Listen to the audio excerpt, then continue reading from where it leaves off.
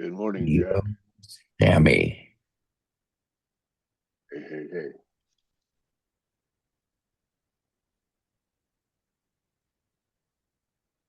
Let me set this up. All right. I think my camera's on now. Interesting background. Oh, and yours on. Okay, all right. Good. I found it seemed fun for now.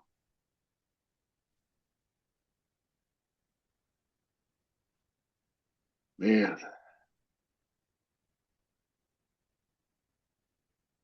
so what's on your mind? I gave my talk yesterday. Congrats. Yeah, I think you Went mentioned it. to the meta level group. Yeah. And how'd they take it? Well, I think it was well taken. Um,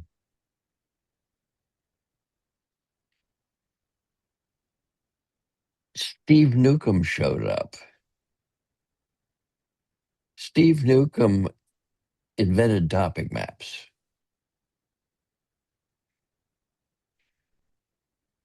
I had What this year? observation. Um, Sorry. would have been middle 90s. Okay, He interesting. went to a conference on the how to index the new documentation. Okay, O'Reilly had set it up. And Newcomb had invented an SGML language called high time. And he did it because he wanted to represent music. He was teaching musicology. wait, did you say SGML? SGML. Yeah, okay. All right. So, yeah, that was at least 80s, if not 70s. Yeah, well, he went up to IBM from Florida and hung out with Goldfarb, Charles Goldfarb, to learn about SGML, taught himself how to do it, and then wrote a dialect in it called High Time. And a variant of High Time was used to entirely design the Boeing 777. Hmm.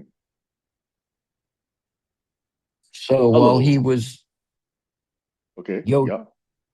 while I he think, was at the conference, he said, "Hey, I can take High Time and turn it into a into an indexing scheme called a topic map." okay, so one more question before we bore Kayla. What is exactly the difference between a topic map and a topic graph? Because graphs have been around for a long Topic time. map is a graph.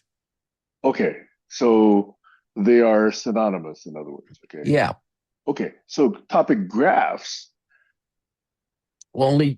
so a graph doesn't imply what a map implies. A that's what map I'm trying to implies say.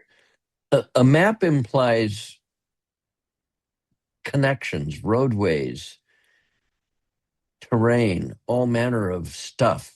Mhm. It's not that you don't think of in a graph. In a graph, you simply think of nodes and their connecting arcs. Okay, all right, all right, all right, all right, all right, all right. So I get And the and name because it's it's suggestive of the use case, but yes, it mechanically they're identical then, right? and mechanically they are exactly identical with one Okay, exception, one critical exception. all right. In an RDF graph, all you get is labeled arcs. It's technically a concept map, Hmm. nodes and labeled arcs. Hmm. But that ignores the fact that those arcs are as important as the nodes. So Aha. they should be topics. By the way, Jack, do you know that in the most simplest form of Cartesian geometry, lines and points are interchangeable? Yep. So that's why if someone was a mathematician in the topic map space, that suggestion would have come much earlier. That's all I'm saying. Okay, Well, thank you. today Google went and gave it a Madison Avenue name, Knowledge Graph.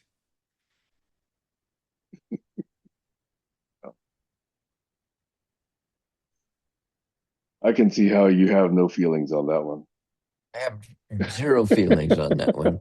It's the RDF jockeys just promoting their bullshit.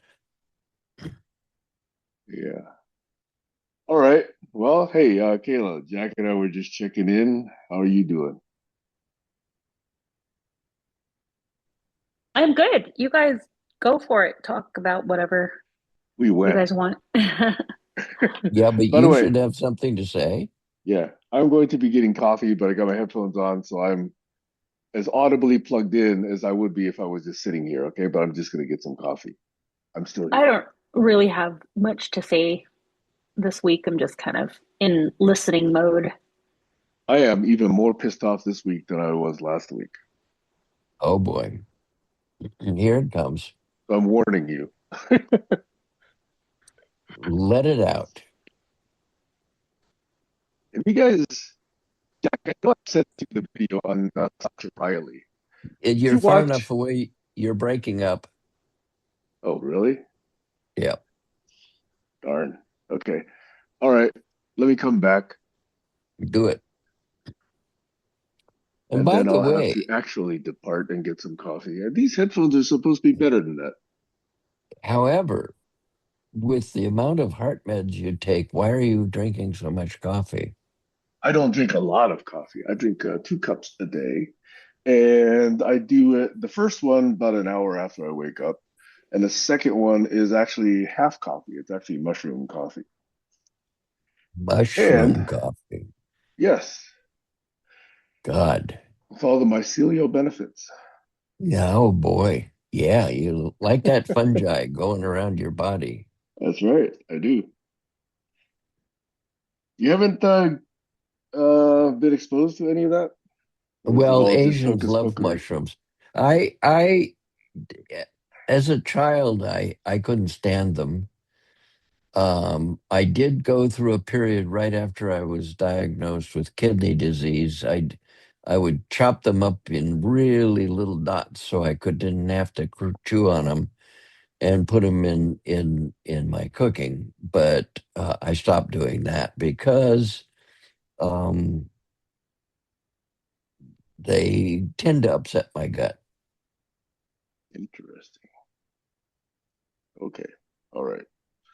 Uh, so what was I saying? Oh, so what I was saying was, even last week, I had made myself listen to the 4+ hours of interviews on Sasha Riley, and I think I recapped that briefly last week.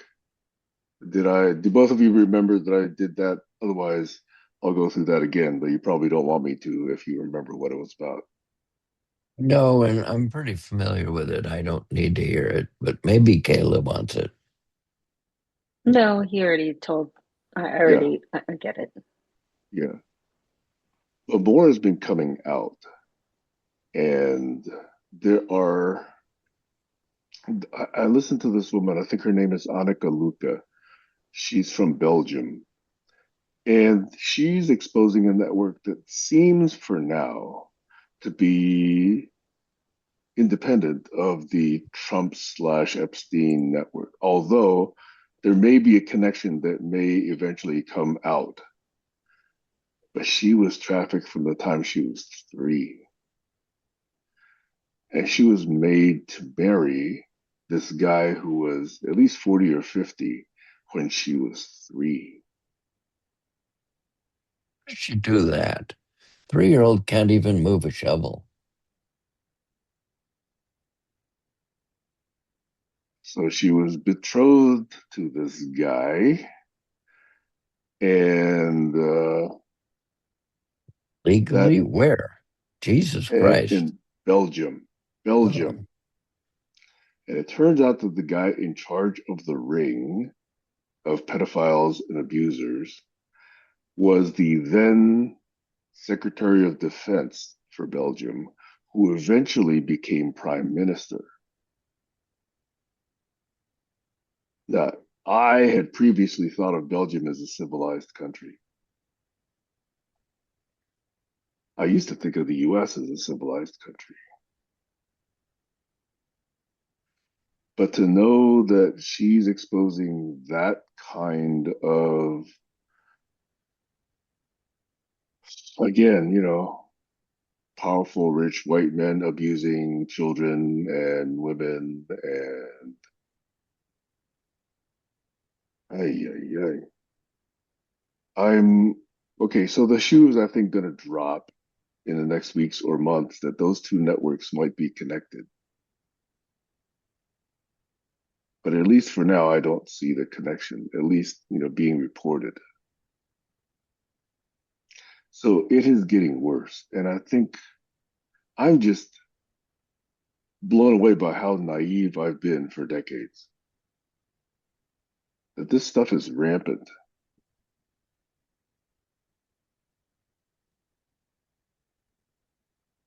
And women and children and young boys and probably, men as well.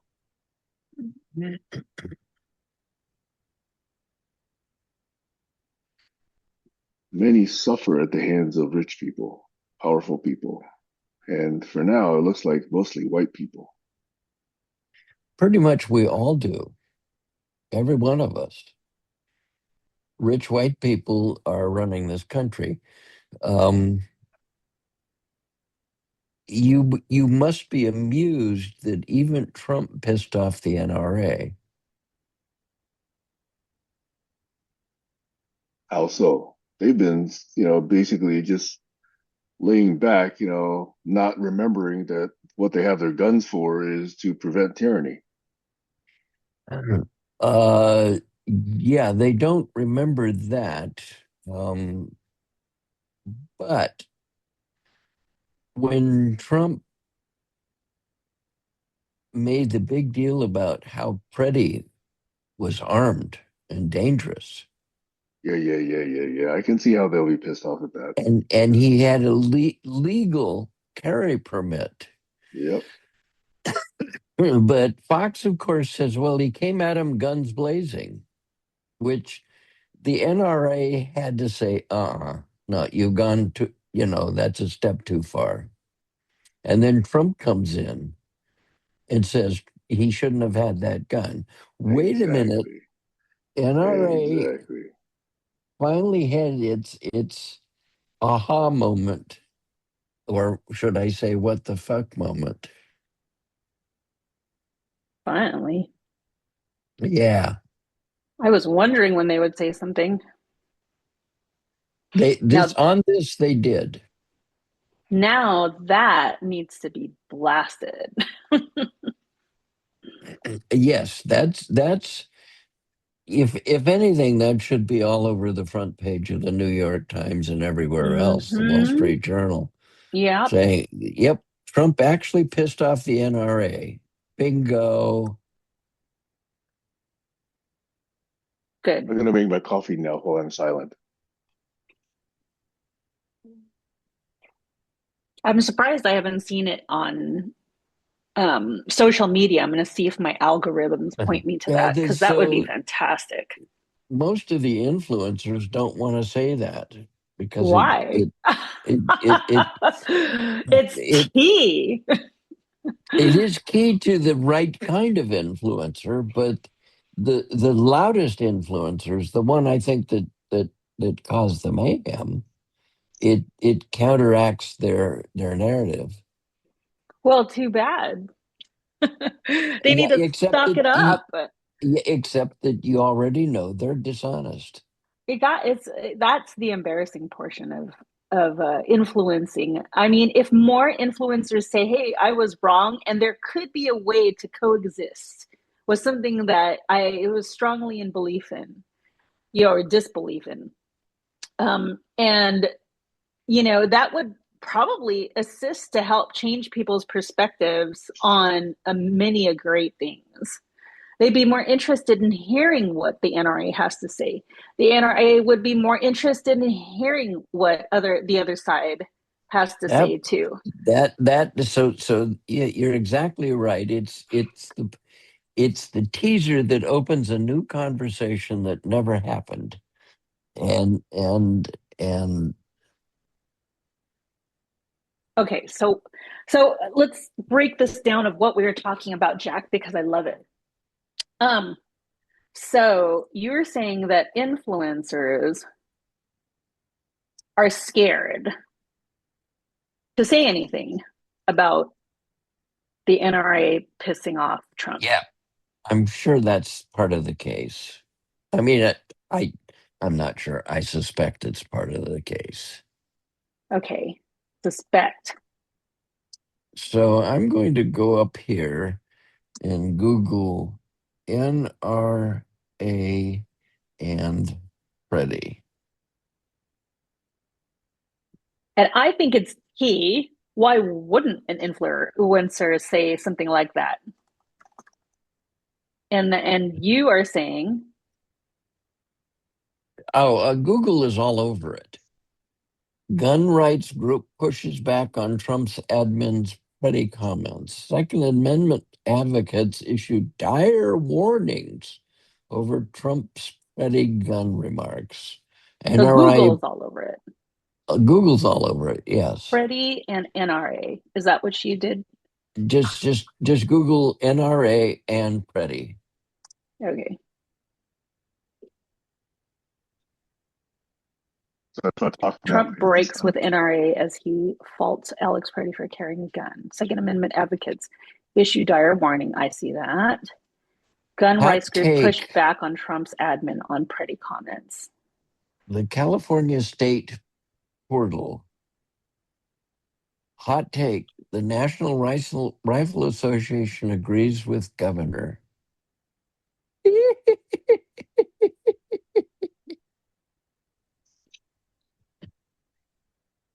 So, Oh, BBC, YouTube, how Alex Preddy's possession of firearms divides Trump's groups, Facebook, PBS, CNN, The Hill, the, the Center Square.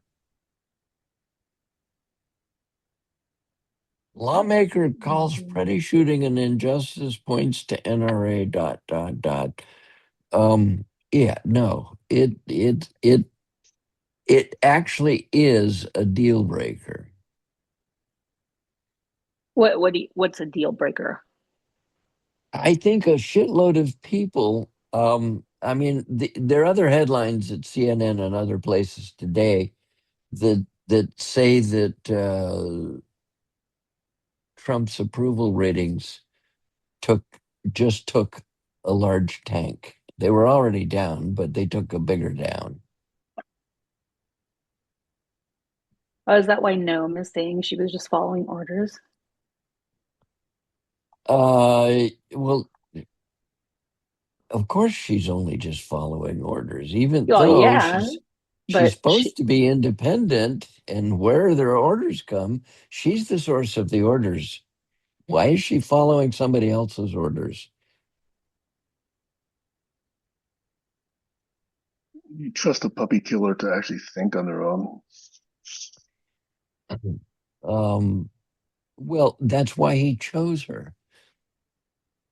That's why so all of the administration is so this is an idiots. opportunity for real collaboration. This is this is that's exactly why I brought the point up. I there's this old saying about a little bit of water over the dam. Yeah, tell me about that. It erodes a little bit of a wedge, and pretty soon the wedge is bigger because the water's carrying away the dirt, and pretty soon the dam breaks. It's the other term for it scientifically is avalanching, criticality. In other words, you can have a pile of snow on the side of a mountain and drop one more bit of snow on it, and it says, "Oh fuck it," and the whole side of the mountain falls down. Or the last straw on a camel's back. The last straw on the camel's back. Yeah, it's that. I mean, there's a shitload of little metaphors that all speak to the same thing. Catastrophe theory. Let's talk about this opportunity for real collaboration with this specific subject because it's been hot for decades, and I do hear both sides of it. And at one point, I actually owned a gun. I Um, own a gun, or I owned a gun, and I taught my kids how to use it. yeah, Um, the but I owned it fundamentally for the reasons of um, basically self-defense. Okay, and and I also used it uh, to shoot gophers that were eating holes in the runway where I used to fly my airplane. That was fun.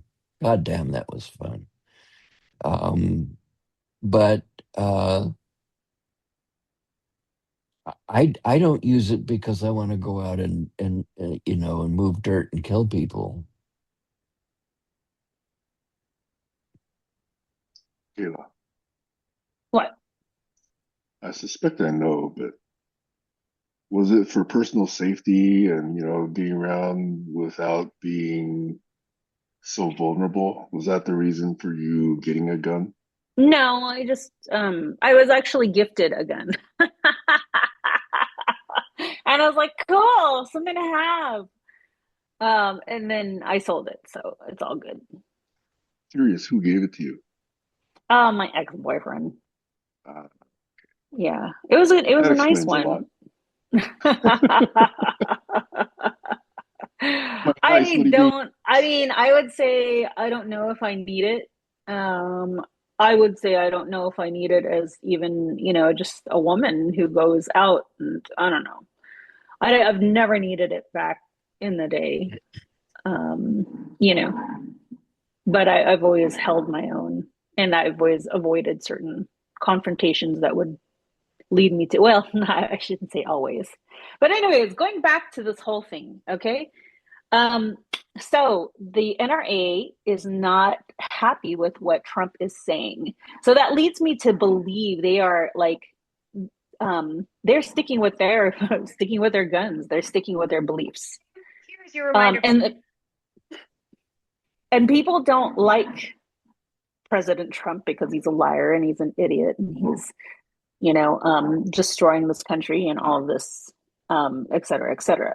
So, again, this is an opportunity for people with, what seems like different beliefs can actually come together and agree on something and hear each other out. That's how I saw it. That's exactly how I saw it. So, how do we amplify this? And that's why I was Ah, asking about ah, the. that's a very good question. Now remember, the NRA isn't arguing from the same worldview that you and I are. What they're arguing is because Trump literally threatened their narrative that people should own guns. That's the Mm-hmm. subtle problem in this scenario. He went after a guy that was legally armed which is exactly what the NRA espouses. So he's challenging their narrative. Let's And bring he up a has and he is trying to destroy our narrative. look. Like all dictators, one of their keys to success is to disarm the citizenry. Oh, of course. So it's finally come to that point that the NRA finally understands that. So That's it's a not good only the one. fact that he was armed and not threatening ICE, those ICE holes, but the fact is now you've got the NRA, sorry, the Black Panthers taking to the streets, armed, right? You know that's happening, right? In fact, I was looking up here to see if there was a branch here that I could join. But Oh, they no, did wait, that wait, wait, before. wait, wait, wait, wait. The other point I want to bring up is one of the big deals that the NRA strongly supports is this notion of stand your ground, right? So some states are these quote Yeah. unquote stand your ground states, others are not. So now, if you believe you are being threatened, stand your ground says you do not have to retreat.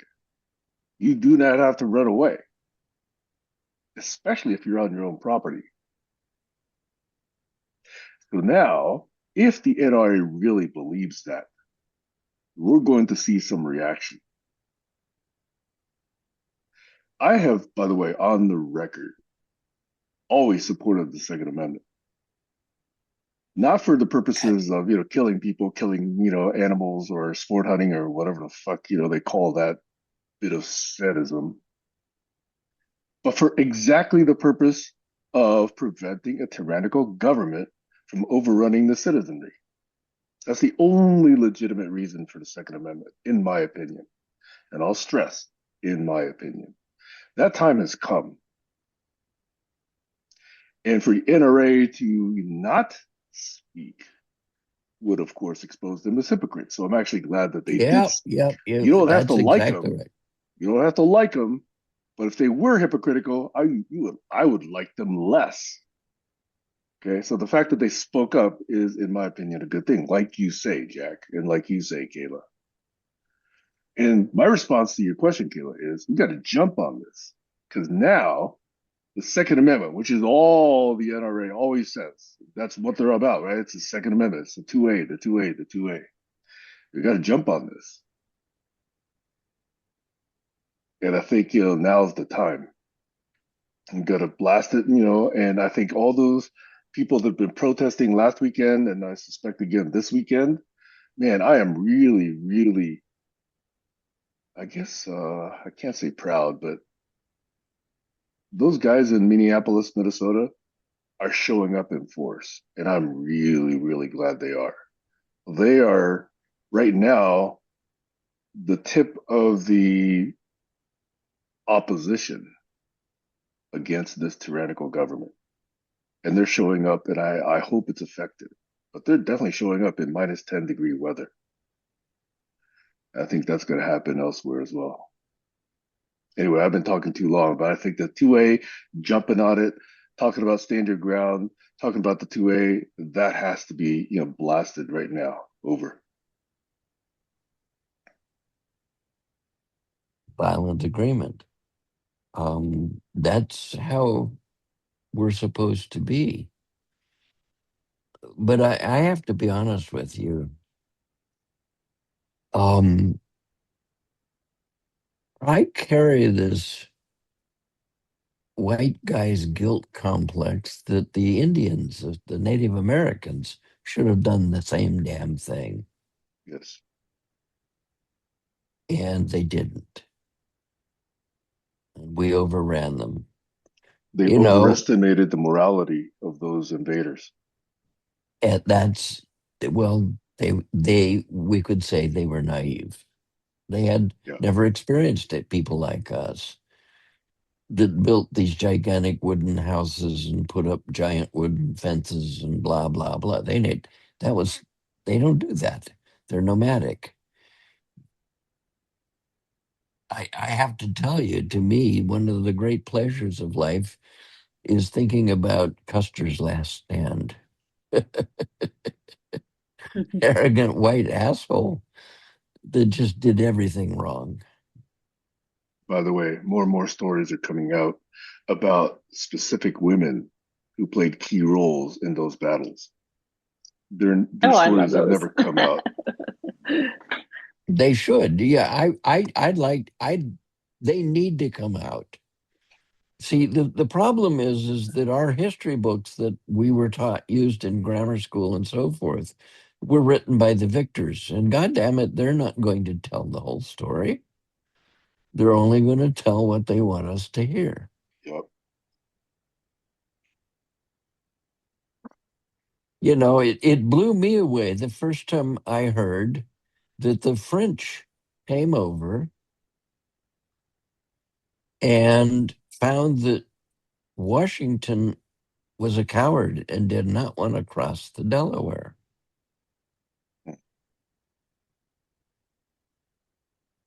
And I remember the rumblings in the news about revisionist history. You guys all Yeah, remember revisionist history. the picture of Washington on a boat, right, with everybody else rowing and him standing proudly, being the quote Yeah, unquote yeah, that's courageous that's leader. the by God, he was the courageous leader. Yeah. And he had slaves and all the rest of it. Um that's we're white people are assholes. Let's be blunt. I thought you said nobody had the asshole gene. Wait, We do wait, have the wait, wait, asshole wait. gene. Jack, Jack, Jack, It Jack. came from you, thank God. Kayla, remember you wanted to ask the white man a certain question? I don't think Jack was there for that moment. I don't know.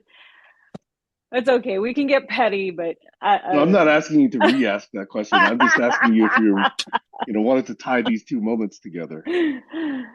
Oh my gosh, I love it. Hey, Jack, it's not just white men. Men are assholes. Pretty much, yeah. Yeah, pretty much. And maybe you could say it's a testosterone thing. I don't know, but uh what amazes me is the number of great civilizations that were fraternal rather than paternal. Let me make a small suggestion. No, just kidding. Go for it. Okay, I'll shut up now. I was just teasing. What's up? Okay, so if I back out a few levels and take a look at how humans developed, yeah, I don't care if you believe in evolution or not, but hopefully you do. Physically, we had to overcome challenges of, navigating water, navigating land, navigating trees, navigating sand, so musculature in humanoids had to develop, right? So barely enough neurophysiological structure had to support all of that, right? It was all about being able to get around, being able to find things, being able to kill things, being able to eat things and survive. Much, much later, I think hundreds of thousands of years later, we see evolution taking the shape of a frontal cortex. But you didn't really need much of a frontal cortex, right, in order to work your muscles. So we're in this habit, hundreds of thousands of year old habit of using muscles to get what we want. Hence, this theme, might makes right, right? If you have muscles and if you can do all these use cases like, kill things, find things, eat things, whatever, okay, then you survive. And that seems to be the right thing to do, is to survive. Well, the advent of a frontal cortex brings other opportunities. As you say, you introduce the word collaboration here, right? So we can actually say, hey, let's take all of this food and let's store it someplace. Oh, It went bad. Let's store it someplace where it's not going to go bad so quickly. Maybe in the river, maybe in a cave, whatever. Okay. So the advent of a frontal cortex is allowing the creation of new mechanisms of survival. But it's much newer, right? The old model is musculature. The new model is neuronal structures like brains. Yes. We haven't yet learned how to use our brains. We know how to use our muscles, kind of, okay? So we take the brain and we say, okay, how can we make our muscles more effective? So we make rifles, we make guns, we make bombs, we make, traps, we make guillotines, all that crap, okay? So we think the old way, which is might makes right. So that's why the military industrial complex is so well funded and so successful.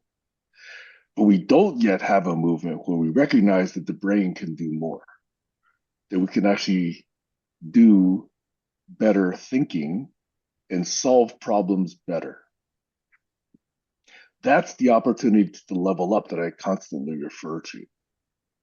And so long as people think, oh, well, might makes right. So therefore, let's go take Gaza. Let's go take Canada. Let's go take Greenland. Let's go take, Hawaii. Let's go take whatever. Okay. As long as people think that way, it's like, remember when Doug said, we have electronics now. We have word processing now. Why do we still have these things called pages that have boundaries, right? You don't need them online. So we have these old artifacts coming into Right. new ways of thinking. We haven't abandoned those yet.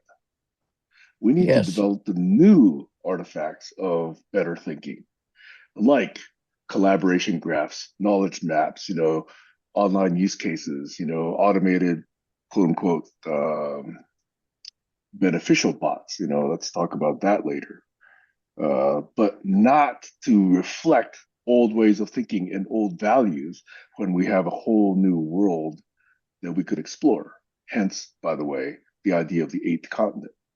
I want to introduce that as a way to develop new ways of building out a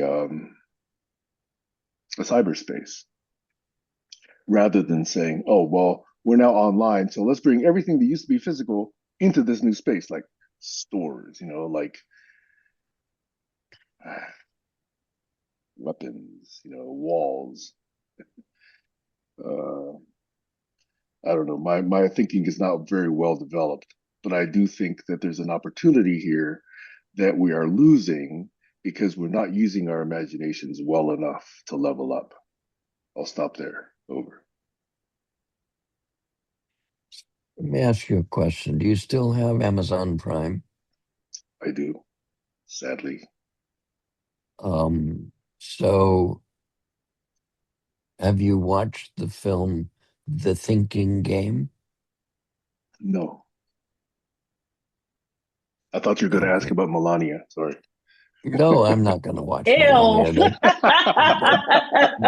That it, That's gross. it it really makes me nauseous to think that ever happened. But and in fact, there's a bunch of headlines that say that it's playing to empty theaters. Um, but then that's just the far left wing ballyhooing bullshit. Um, the the the thinking game is fundamentally a celebration of Demis Hassabis,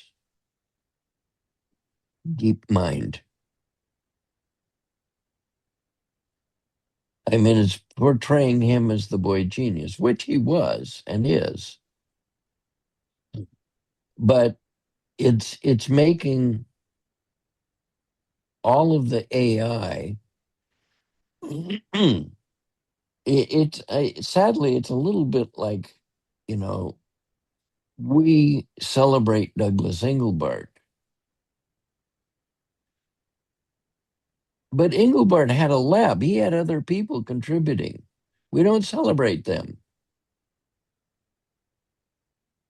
but they do make it clear in the movie that there were other players, and they introduced them. but it's Oh, always focused on Demis Hassabis, who was a regional champion chess player at age 3, for Christ's sake. Um, and they went on and solved the protein folding problem, and it's really, really a good movie. It's a really good watch. And by the way, Kayla, if you ever want to see it and show it to your kids and you don't have Prime, it's only $9 Oh, I to have to Prime, to, to buy it. unfortunately. Um, it's there's another movie that is truly humorous called My Spy,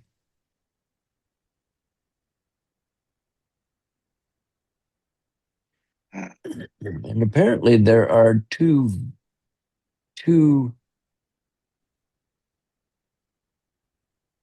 seasons of it. It's not a series. It's just a movie about a very, very large, very muscly man who was asked to be the guardian of a young girl. And she ends up getting dragged into his adventures because he also works for the CIA. And it's outrageously humorous.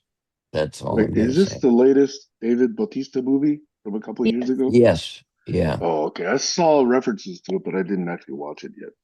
Yeah, it's there were the first one was completely different than the one that's showing now. Hmm.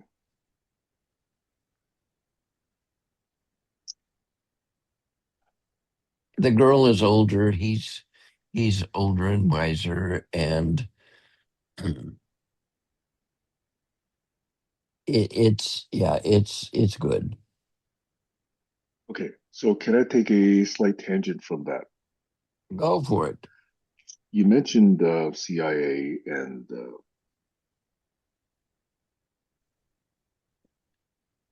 my mind went to a couple of videos I also watched this week. And have you guys come across a guy named John Kiriakou?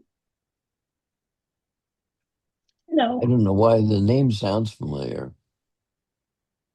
He's a Greek that speaks fluent Greek and Turkish.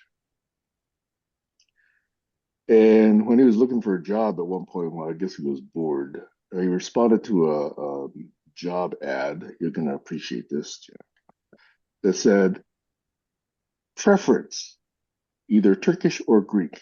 It turns out he had both. So he got the job, and it was in the clandestine operations of the CIA, where it turns out no one spoke both Greek and Turkish other than he. So he ended up doing some interesting operations. Now, what he was initially doing was in intelligence. So he actually was looking at. Don't explain. I mean, don't ask me why. I don't know why he was looking at this. He was looking at poppy production in Afghanistan, Yeah. and it was like miles and miles, square miles of poppy fields, right? Except for 2 years. He said 2 years, the poppy production plummeted down to like almost zero. Those are the 2 years that the Taliban regained control of their country. But then once they got demolished, poppy production went up again. So he said, what's going on here? So he decided to go visit. Turns out, I guess if you're in the CIA, you can do whatever you want. Okay. So he decided to go visit Afghanistan. And of course, to do that, you have to get permission. You have to get, envoys. You got to get, security detail, that sort of thing. So they had two cars, and of course, the people in Afghanistan objected. Don't come out here. Why are you coming out here? Don't ask about poppy fields, that sort of thing. So he went out there, and they went out there, and he, was driving around these miles and miles of poppy fields, and he finally encounters a farmer, and he asks him, How come you're producing so much poppies? Where's it going?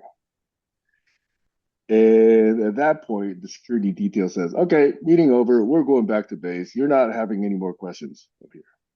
So after much more investigation, it turns out those are American sanctioned poppy fields because it turns out that they're going to two specific countries. I think they're going, I forget what the second country is, but the first country is Russia. So all that, opium is going to Russia. And so the interviewer, who's actually a pretty intelligent and historically informed interviewer, asks, well, if we're doing this to other countries, aren't other countries doing this to us? And obviously the answer is yes. All the fentanyl, for example, that's coming into this country is being supported by other countries.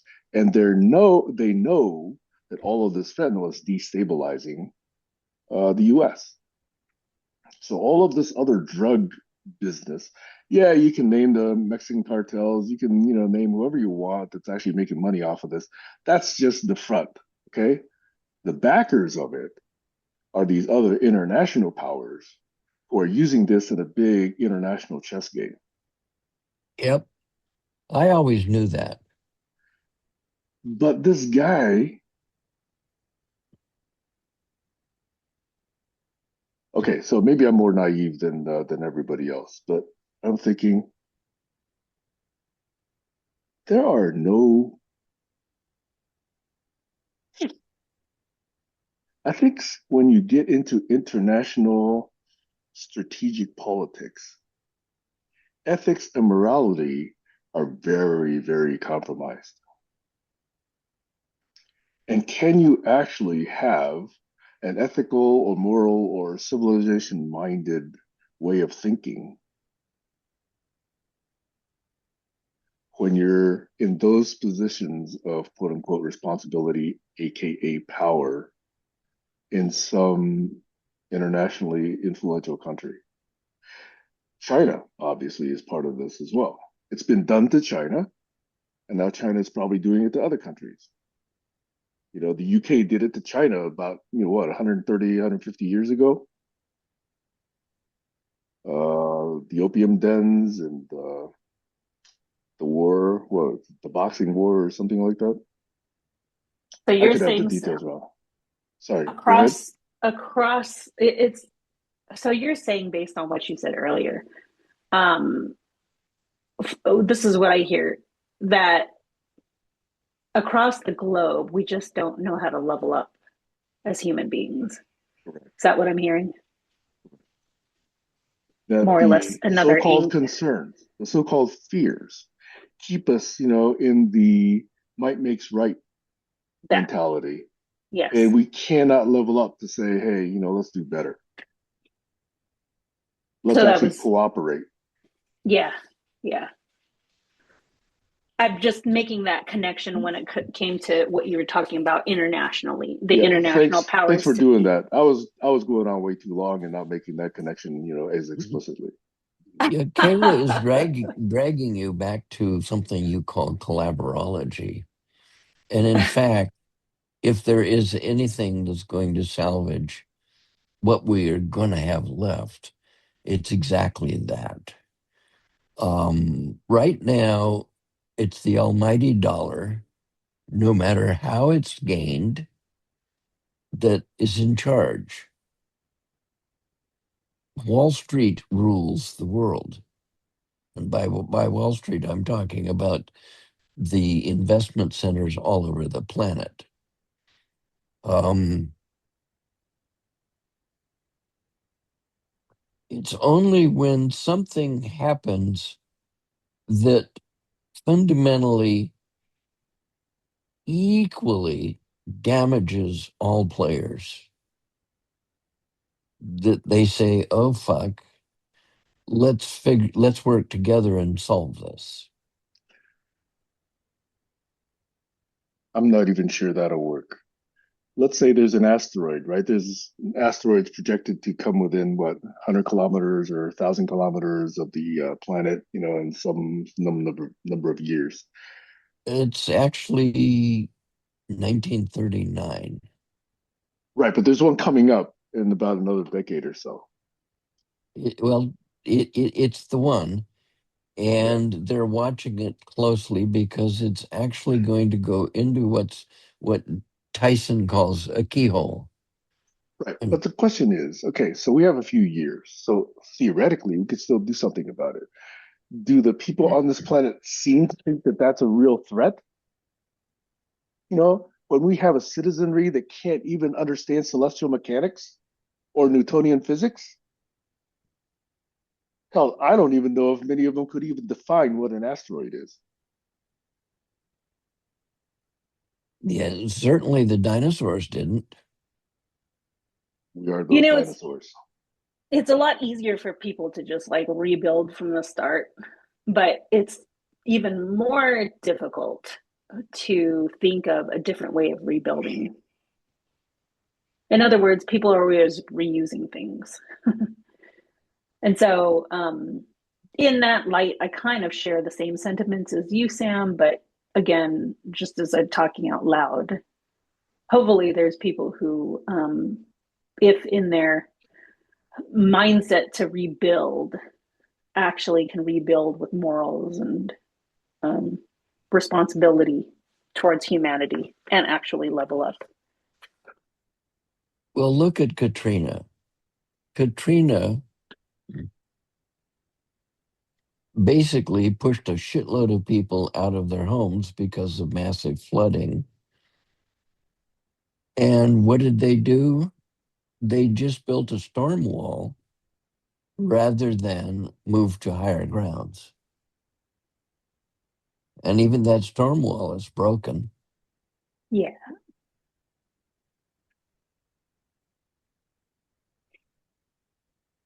I don't know this for a fact, Jack, but I would suspect there's somewhere around 1 or 3% of people that say, I ain't staying here. I'm moving somewhere else.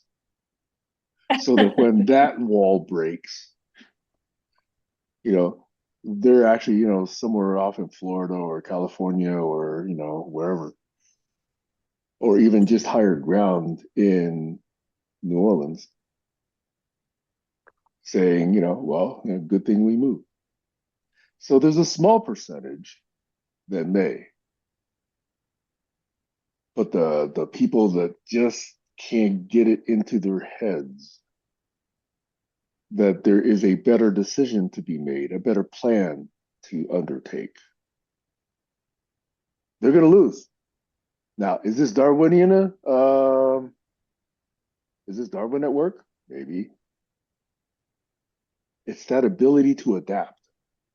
People that move are taking their pieces of information and adapting. People that don't move are listening to exactly the same information, but doing exactly the same thing again. Isn't that the definition of insanity? Yeah. Well, let's go to the Kona coast on the Big Island. Ooh, I'm going to go there soon. Go It's for it. really nice. Um, a few miles north of the airport, Kylo Kona Kailua Kona. Airport, at the fellow that owns um, um, Dell, Michael Dell, built a hotel, and it's just happens to be about 15 feet above sea level, right on the coast. But around a quarter of a mile north of that, there was a village, and a tsunami came in and took it out, just obliterated it. The last time I was there, they were rebuilding it. Same location. Now, if you go into the city of Kona and walk along the beach, which you can, they have signs that say, pay attention to the tsunami warnings. They have these what is I was kid was called air raid sirens all along the beach. And if they turn those on, get the fuck out of there. But then getting the fuck out of there means that all the roads are going to jam. And guess what?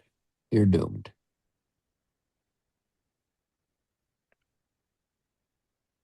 Just saying.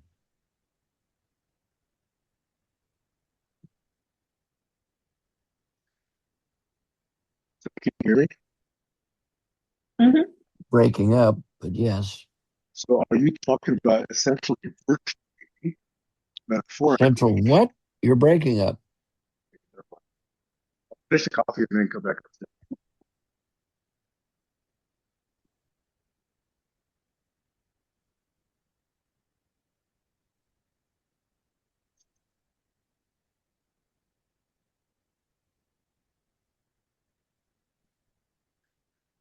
Okay, I'm going to speak so you can hear how the sound either improves or stays the same while I come up the stairs. So I'm in the middle of the stairs now. I'm close to the top of the stairs.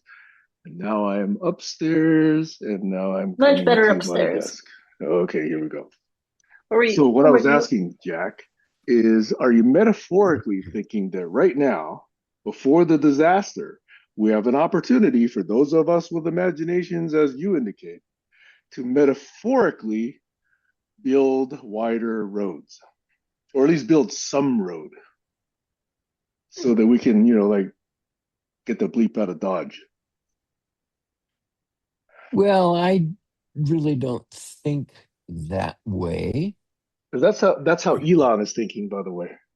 Yeah, Elon is thinking that way. And by the way, he actually finally went on online and said Tesla cars are not the future. Do you want to listen to what the guy has to say now? And by the way, it's really fun if you do this. Map, go into Google and ask for the maps of the coastal plains in Florida 50 years from now. And what they'll show you is that Orlando is now the beachfront.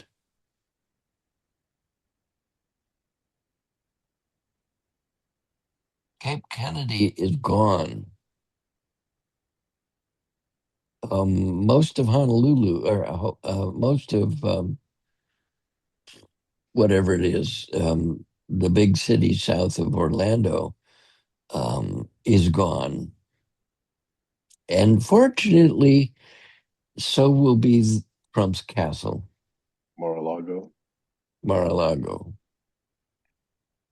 The sea level is going to rise enough to make Florida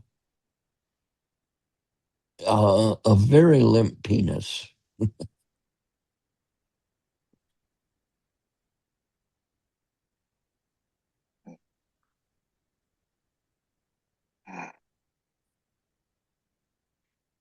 So on this theme of creating a better future by better collaboration, by utilizing our frontal cortex,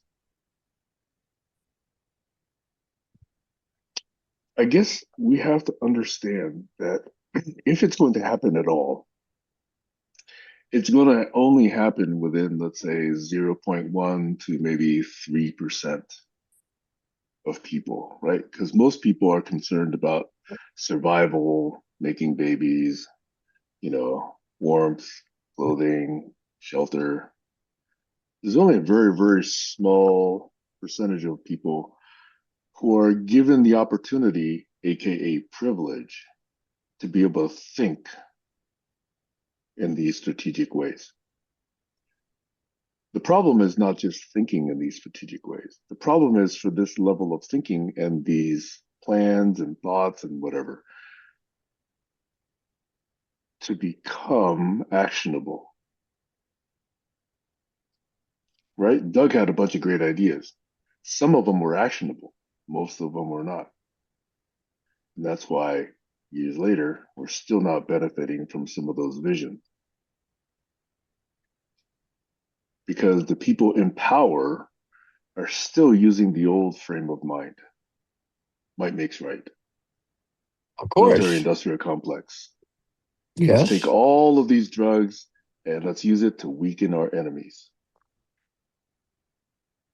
Yes. In the meantime, all the other drugs are weakening our own population. And you know what? What's actually contributing to all of this, by the way? I think AI is contributing to all of this. Not only are we being dumbed down by drugs, we're being dumbed down because right now AI does the quote unquote thinking for most people. So people are losing the That ability to think. there's a huge amount of scholarship on that very point. Yeah, I know. Just like people lose the arithmetic, lost the ability to do it. I can't speak.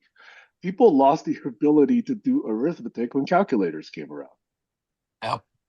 It's the And same thing. that of course was the big fear. I mean, the classrooms said, "Don't you dare bring a calculator into my classroom." Um, and when I was in in high school and college, I had a slide rule, and that's a form of a calculator, but it could do things that humans can't do, like logarithms and so Yes. forth. See, I would say I'm not quite so extreme. I would say demonstrate to me that you know how to divide, 48 into 4,020, 249. Okay. If you demonstrate that you know how to do that, Yeah, then I don't mind you using a calculator, right? If you demonstrate that you know how logical syllogisms work, I don't mind that you use a little bit of AI to do something. If you demonstrate to me that you know how to write an essay, then fine, understand how to instruct an AI to write the essay as you would. But actually, it that's that what that last point is moving in a new direction. They're asking you to write a thesis and then ask AI to read the thesis and offer you challenging probes, questions yeah, to stimulate further thinking. That is valuable. by the way, 20, 30 years ago, I already had software that did this. It wasn't thinking, but it was giving you provocative, stimulating questions to topics that would help you sort of flesh out your understanding and your research on a particular topic. So let me tell you a story that happened uh, roughly 23 years ago. I was battling leukemia and I kept going to the hospital with pneumonia. And I had written an AI program and started um, teaching it how immune system responds. And then a professor from UCLA came along and finished it for me. So one day I'm sitting in my office and I said, "Shit, pneumonia is a bacterial infection. Let's ask the model." And it popped a node in the graph that said that macrophages need free radicals to attack bacteria. Now, if there was ever a probe that had dramatic, if not life saving effects, it was that. Because I was doing what all the people on the internet at the time said is take high dose antioxidants. So I went to my physician and I told him this. And I said, "Did you know this?" And he says, "Well, I knew the immune system did that, but it never occurred to me to connect it to high dose antioxidants.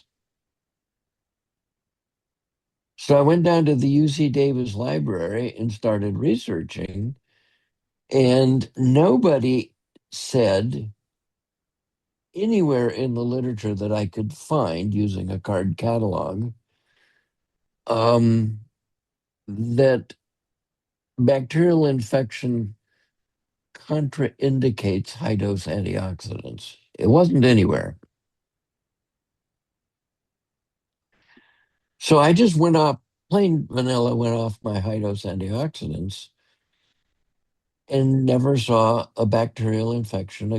I never saw a pneumonia again for 2 years. And then I thought, fuck, I need to prove it. So I went back on my high dose antioxidants, and 2 weeks later, I was in the hospital. You should see my physician's face. He says, "You asshole. A clinical trial cohort of one, it says nothing. Don't you ever do that again." But I was satisfied. I'd made my point. It doesn't say nothing, but yeah, there does need to be more. It's he you know, I hit a physician is there to keep you well. And Well, there he's I there to was do what the going, drug business tells him to do. well, no, not this guy. In fact, he was a business partner of mine because we had built some triage programs. And so what I'm saying is, yes, 22 years ago, an AI, but not the AI of the kind we make today, probably saved my life. Okay. I do recall you saying that, but I wanted to make sure that you had an opportunity to say that again for viewers who have not heard that story. And so it's now time for me to leave. No, it's not. It's We're 9:08. just getting going on how do we level up. Well, okay, I'll stay a little longer. That was the nature of my talk yesterday. Very good. Yes, I recall. I'll, By I'll the tell way, you what sorry. I'm going to put the link. I'm going to put the link in the chat room to my slides. You're welcome to go there and read them, download them, whatever you want. And the recording of the video will be online uh, probably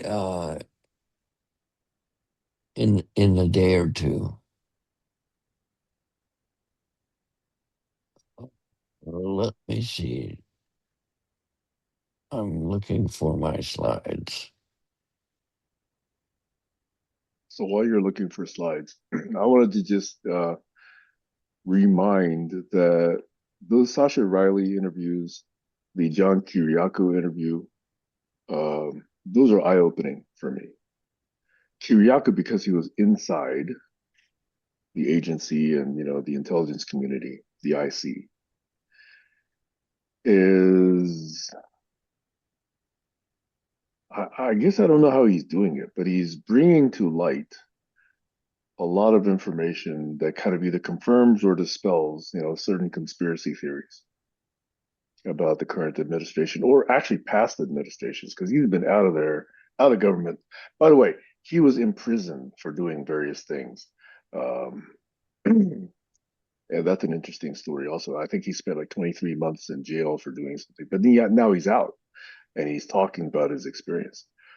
And Sasha Riley was 13 when he was trafficked to Donald Trump. I guess 3 or 4 different times. It was not just once.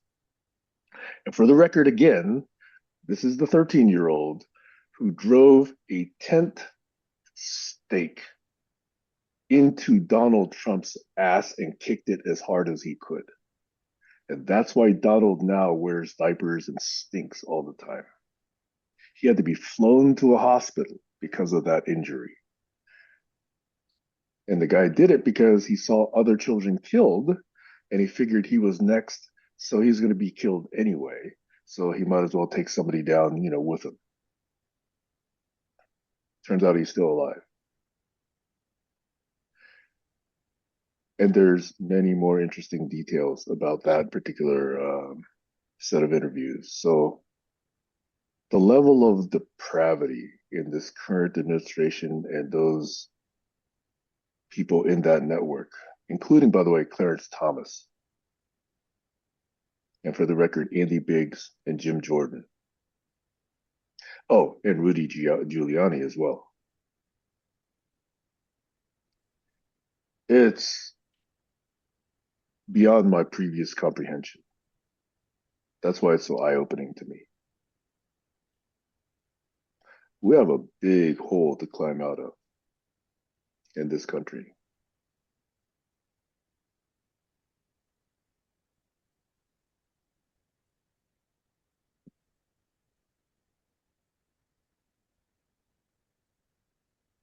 So hopefully I didn't get my inner rage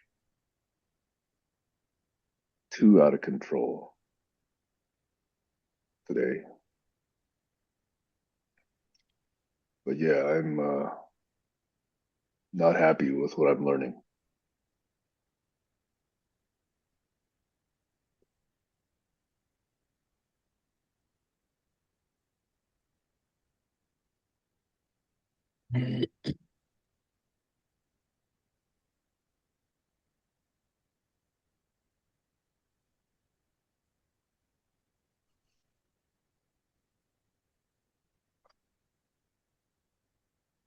By the way, on the theme of how do we get there from here, I think the first order of business is you can't quit. Even though we're little hummingbirds or robins or whatever we want to call ourselves, we can't quit. Can't quit is exactly right.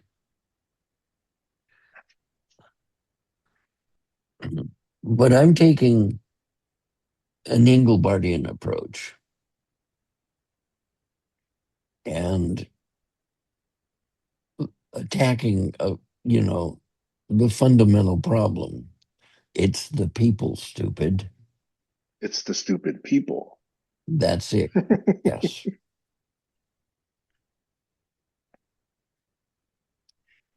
I'm not after every one of them. That's not going to happen.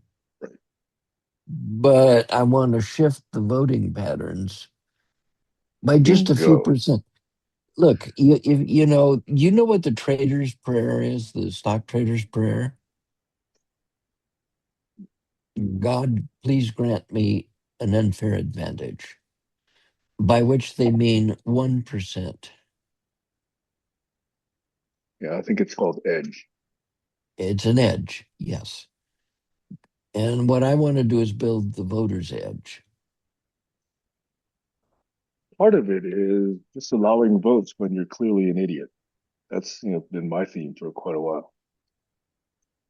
Well, copy that. However, if we get the edge I'm thinking of, we won't vote in idiots anymore. Well, we won't vote in idiots if idiots don't vote as much.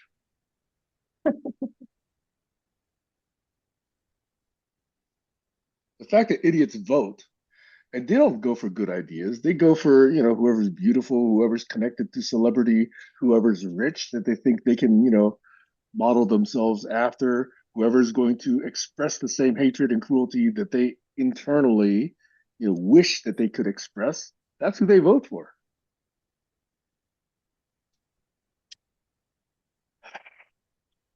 So education is only part of the problem.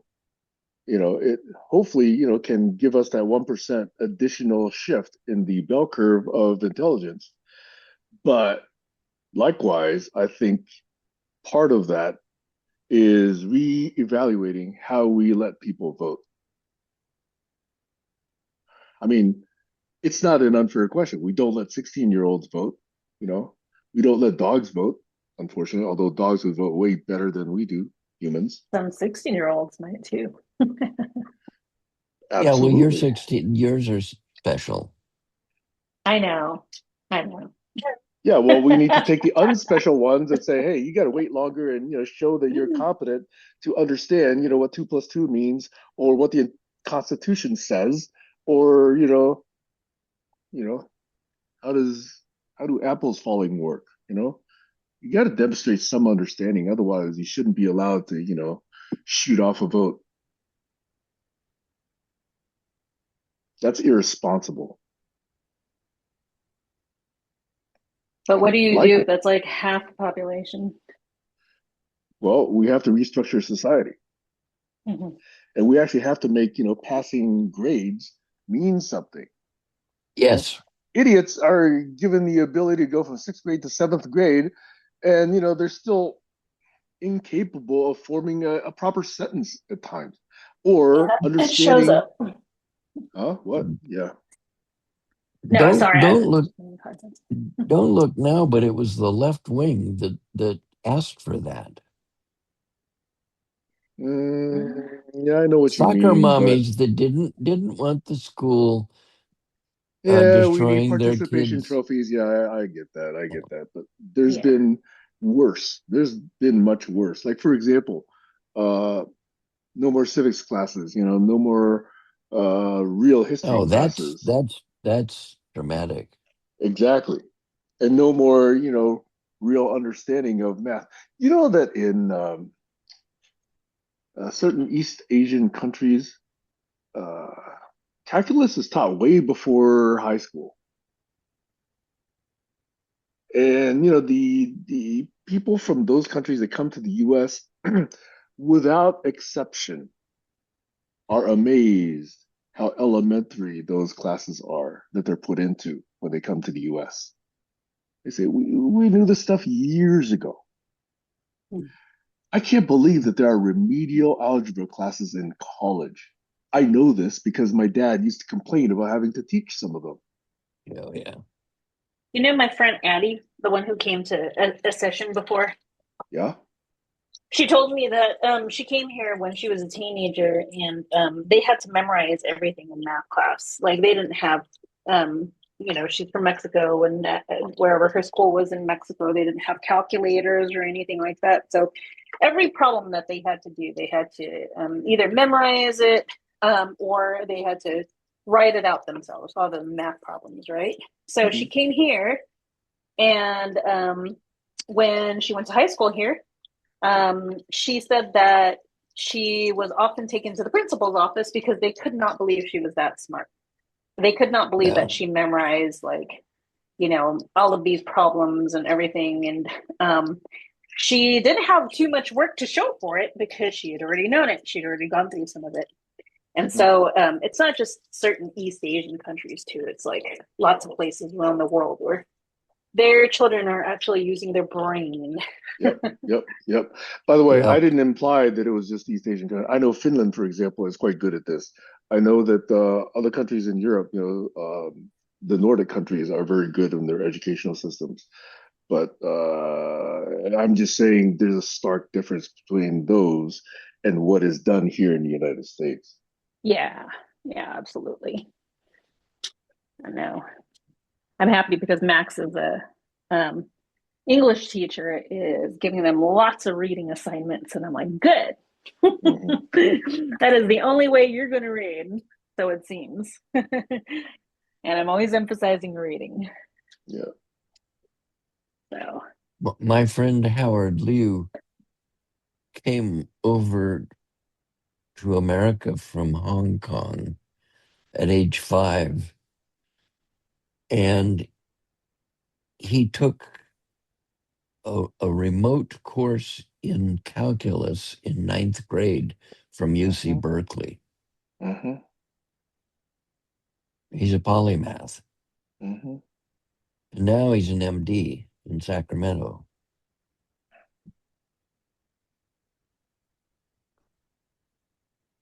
Kids, I'm going to leave. Yeah. Okay. All right, Jack. Well, we barely touched on elements of leveling up, but I think that shift in our conversations, spending some time Exciting. understanding the current Sorry. current malaise. Sorry, I didn't hear what you exactly said. I'm sorry. Yeah, I'm just shouting out, but go for it. I'm sorry. I interrupted you. No, I think it's how I want to refocus. Not so much on just with all the shit that's happening. Yes, we do have to understand what's happening, but what we can do in response, I think, I want to shift more towards that.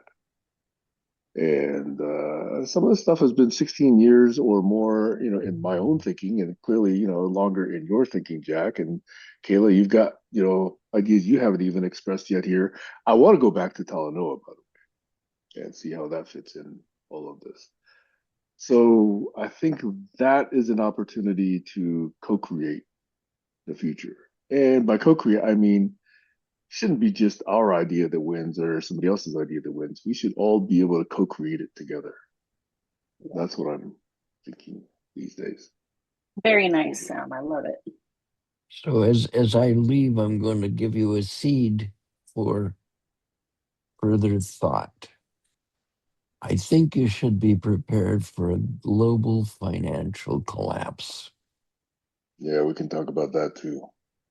The Okay, entire world is ta-ta. leaving the US dollar. The world is leaving the world as it should. Well, it And was Nice. and accelerated by and idiots. Let's talk POTUS about thinks it's wonderful. let's talk about that tomorrow. I'm so glad that you said that, Jack, because one of the things that I've wanted to do, speaking of AI, is start prompting AI to see what type of fundraising mechanisms I can use that aren't so capitalist based. Meaning, I really want to connect with people and not just see them as funders and Yes, be more inclusive as opposed to just like, okay, these are the donors. No, this is your community. That's how I want to reframe it. So I'm glad that you the mentioned that. the shift that you were talking about is the shift from transactional to relational. And Yeah, that's the shift the world needs. We yeah, don't have it right now. We have a yeah. transactional government, which is exactly the wrong thing to have. And we need to get back to being relational. See you later. Ta Jack, ta. are you coming tomorrow? In theory, I do not have any knowledge that I won't. Okay, But then Jack, you it and Kayla, please. being Sunday, it's unpredictable. Okay, but this is a good topic. I want to focus on some of this too because there's a lot going No on in one. this space. All right. See you. Okay, later, Jack. Bye. Ta ta. Hey, Kayla, it'd be fun to get Abby back in here as well. Addie, oh yeah, absolutely. I'll tell her. I have to apologize to her anyways. I've been very cynical, like for the past couple of months. I even want to say before my dad passed. And so I said something that was she was cool with it, but I want to apologize to her anyways because I had to leave very quickly after I said what I said. So Well, give me your phone number. Hey, what about your other Melissa as well? The one that said she'd be willing to come and have that conversation. Oh yeah. Well, I messaged her the link last week, but I didn't follow up with her today because I just didn't want to. I'm like, she really wants to go, she'll follow that link. But right now I'm not. I wasn't this morning when I jumped on, I wasn't really in the mood to, Okay. revisit that. So All right. All right. yeah, Well, I'm please feel sorry, free to remind Rocky. her at any point if that's of your inclination. Yeah, absolutely. I think you know, This dog is very cuddly. I'm really glad that we were talking about what we were talking about. I think it's that little subtle shift would be really helpful, and I might actually make a TikTok post about it and plagiarize your words. Cool. All right. Since you aren't on TikTok, you need to start like saying some of like dropping off little bombs of your knowledge and wisdom, Sam. I think people would really enjoy that. Even the rants. You know, you could I think start with so. a rant to entire. Yeah, I've always thought so. I Because told you I've that. Like, driven off so many people that I know that only appeals to a very small number of people. well, you can drive off more people and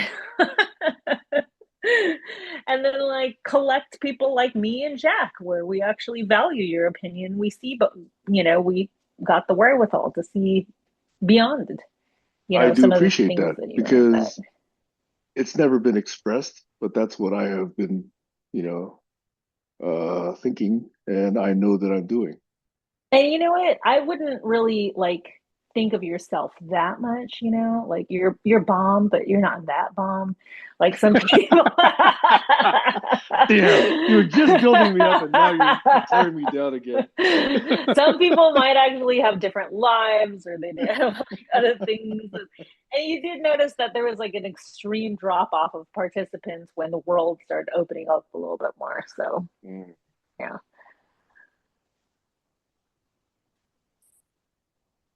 Well, the only people that accept me without question are my dogs and my cat. I know. I'm gonna go sit down in front since the dogs keep bugging me to go outside. Okay, Rocky, you want to go outside? Come on, go outside. I didn't take them on their walk again today, and so they're quite hyper. Yeah, I've gone like 8 out of the last 12 or 13 days.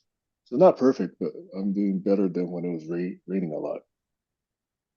Yeah. Yeah. I gotta start doing healthy things for myself again, like exercise and enjoy sunshine and not complain so much. Another thing that's been showing up on my Facebook feed lately, a lot, lately meaning about the last year, are Tai Chi videos. And usually they're Nice. not just Tai Chi, but they're like Tai Chi warm-ups and stretches. They're really good. There's a lot more that I used to do myself. There's a lot more than I was practicing on my own. So they've been really, really good. Right, right. Nice. Really unusual movements that you've never seen anywhere else. And well, anywhere else in my experience. Right. Absolutely. Really unusual ways to stretch. Maybe yoga people have done some of them, but I still have never seen yoga poses like these. And the cool thing about Tai Chi is, see, yoga gets you into a position, I think, and then you're supposed to keep that position for quite a while. That's what I've seen in yoga. Tai Chi is interesting in that it's keeping you constantly in movement. You're never really still in Tai Chi. That I think is a really key difference. You're always flowing in Tai Chi, Yeah. or at least your body looks like it. Whereas in yoga, I think you're supposed to, again, I'm no Tai Chi practitioner, but it looks like you're supposed to hold poses for quite a while sometimes. Yeah. Yeah. 30 seconds maybe. Yeah. I'm sure there are benefits to both, but I just think it's a very observable distance. I mean, sorry, difference. It's a very observable difference in those practices. So, man, if I could, I would do both. Yoga and Tai Chi? Yes, I think that's a great combination. Just that, Yeah. each of them takes quite a while to learn. Yeah. I used to be really good at yoga. I could do those like back bends where you're on your feet and your hands and you're just Hmm. like arching full on back Wow. bend. I have no Um, hope. I can only like raise my body off the floor like 2 inches if I do that. I used to almost be able to do the splits. I could do standing splits where I could still do that. I think where I could put my head all the way to the ground with my legs far apart and my back straight. I could still Are do you, that, I you think, talking but I about standard front right splits or like side to side splits? The side to side splits in martial arts, I think they call Chinese splits. side to side splits, I almost did that. I Yeah. could almost I do that. never got more than about, man, when I was doing this, I got my butt about maybe 6 or 7 inches from the floor. I was never able to completely go all the way down. Yeah. Yeah. I think you have to do something to your diet to do that. I think that's what my guess is to get your muscles to be a little bit more, yielding. Yeah. I know there are So guys that can do it, but man, I was far from reaching that level of flexibility. yeah. I have this device. It helps doing these stretches. You know, you may have seen it. Well, it's a three-piece metal thing, and you put two of the pieces up against your ankles, and then you pull on the other one, and that pushes your feet far apart. And that's one way that I used to practice doing splits. Wow. Uh, yeah, I think I still have that around here somewhere. I saw it like 2 or 3 weeks ago. Yeah. Yeah, I used to take Taekwondo, and one of those exercises would be you'd have to put like one of these boxing helmets, on top of these punching bags. These stand on the floor punching bags that have like a base that's filled with water, so it's pretty stable. And then it's Hmm. got a section that's maybe 4 foot tall, that's really, really well padded. So it stands maybe 5, 5.5, maybe 6 feet, tall. And one of the exercises is you're supposed to kick a helmet off the top of it. Back when I was doing Taekwondo, I used to be able to do that with one foot on the floor and the other one just doing a spinning back kick or a spinning other kind of a kick. Yeah, But yeah, that was hard. I'm not at that level of flexibility anymore. Oh, I know. one of the things I used to be most proud of, I was doing Tai Chi a lot. I used to be able to do single leg squats. It took a while to get there. Oh, And I yeah. am nowhere close to doing that. In fact, I could barely do 22-legged squats these days. This was like 15, 20 years ago. Man, I never thought I was in good shape, but back then I was in way better shape than I am now. I was in great Mm. shape for the longest time. Ah, you had to be. You were a professional dancer. Yeah. Now I'm just like, okay, to not be in good shape. The only thing is, like, I do feel like simple things like running, really, I should keep up on that. Like, if I want to run away, I should be able to run away, right? Mm. There's things like running across the streets kind of embarrassing. And I was telling my sons, I'm like, I'd like to be able to dodge, like jump in front of a bullet for you guys, but my body right now is not allowing me to do that. So I need to train. Oh, talk about running. That reminded me that earlier this week, there was a notice sent around this neighborhood that there was an ICE bulletin that said they would be operating in Stanwood, which is a little village town about 20 miles away. And I think that was supposed to be yesterday. So I haven't heard anything. I Oh, got to go check and see if ICE actually showed up in Stanwood yesterday wow. and what was Okay. done about it. Why would It's a I really be in small town, Stanwood? tiny Yeah, town. Why would they come here? right, right. I could understand the big cities like Los Angeles or like even here in Ventura County, there are a lot of, unfortunately, there are a lot of people from Mexico. There's a lot of people from Venezuela, and where else are they from here? Guatemala. A lot of people from Guatemala here. And so it's understandable that they go there. Not that I, agree with it, but why would they go somewhere like Stanwood? Well, one of the things also noticed, and I don't know much about this, Stanwood's a tiny town. It's got a good representation, but not a great representation of restaurants. Hmm. But there's only one Italian restaurant. There's only one good Japanese sushi restaurant, but there's at least 4 or 5 Mexican restaurants that I can name just off the top of my head. Oh, okay, okay. Wow.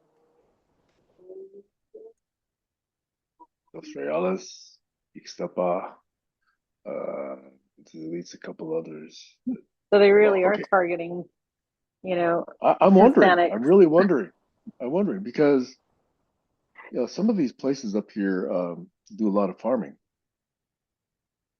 Yeah, yeah.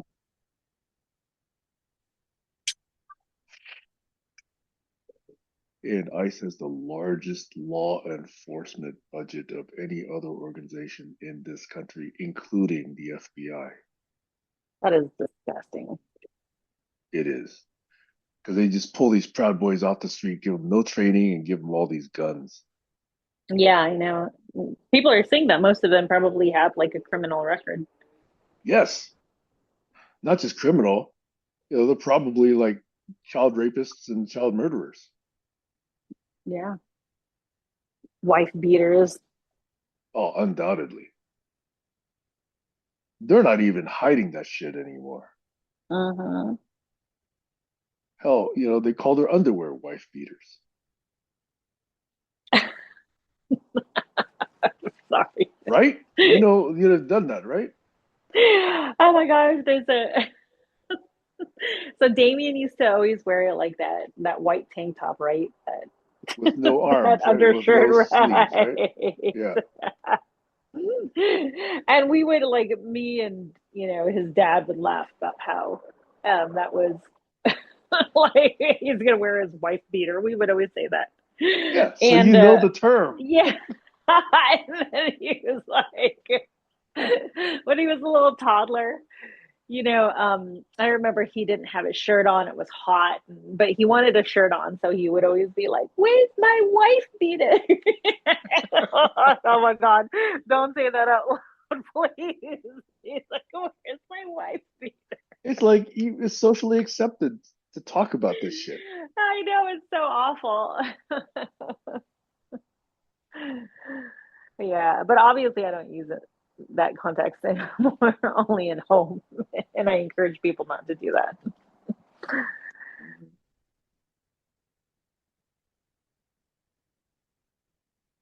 Yeah. I do think that this conversation is um, I think it's necessary, but I think the shift I think is good also. I I think the like, shift to yeah, yeah, go go ahead. ahead. I was going to say, I really liked what you said about the Second Amendment and that you are all for it for one singular purpose. Exactly. Um, you know, um, to prevent tyranny from the government against um, civilization. Is that what you said?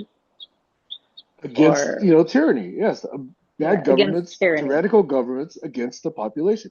That is exactly Tyrannical my governments against the exactly, population. right? Yeah. And by the way, this is not a recent position. I've been saying this for decades, and it's I'm been going to very use that. unpopular with some of my friends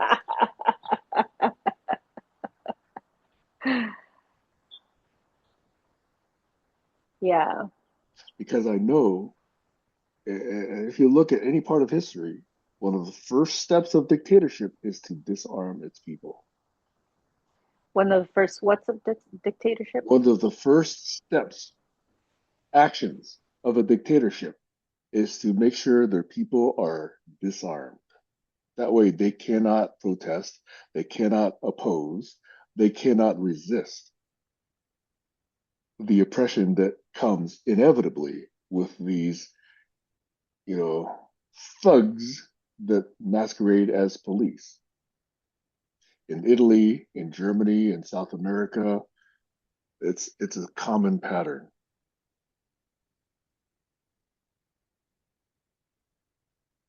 Okay. I'm writing this down. And the left doesn't seem to understand this. They don't seem to understand that, once we have no way to resist an unjust, tyrannical dictatorship government, we're just sitting ducks. Yeah. Okay. Okay. I would like, I'm not as fast as you are. Um, so you And by the believe in the way, second I always do post-haste recordings, by the way. So this is I know, but can you humor a bimbo for a moment? Oh, do I know any bimbos? Humor the bimbo. Okay, so for the singular HTB. purpose of going against a tyrannical government, right? Opposing a tyrannical government. You have to be able to do that. Otherwise, they do whatever the fuck they want to the citizenry, including taking them off the streets without identification, deporting them overseas, and you never see or hear from them again. Ripping children away from their families, splitting up families in particular. And the first move of a dictator is to disarm their citizens. One of the first moves, yes. Another one is to dismantle journalism. Make sure that people don't know what's going on. Make sure that journalists are attacked and, often killed, or at least silenced. Yeah.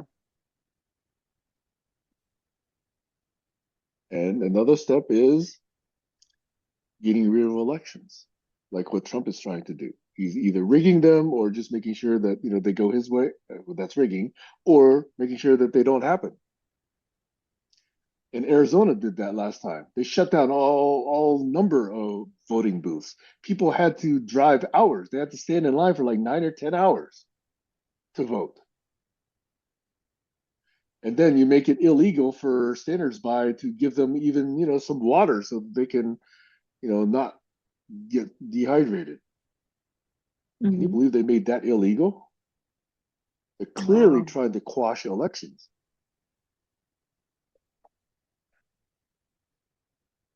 And oh, by the way, losing thousands and thousands of votes, ballots, I mean, they can't locate them.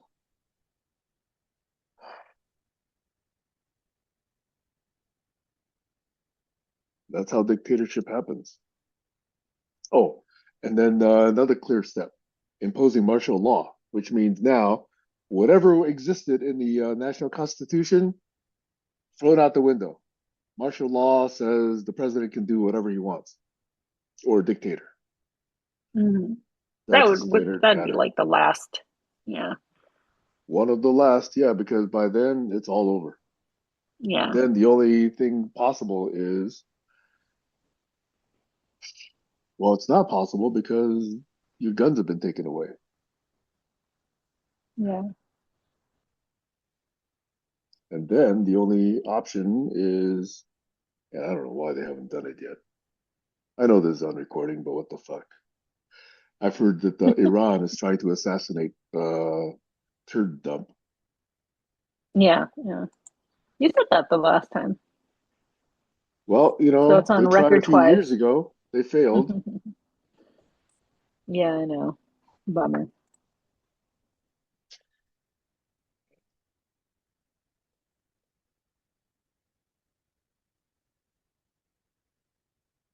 But we get, what we sow as well, because obviously the U.S. has gone out and killed certain people in other countries. That's no longer a secret.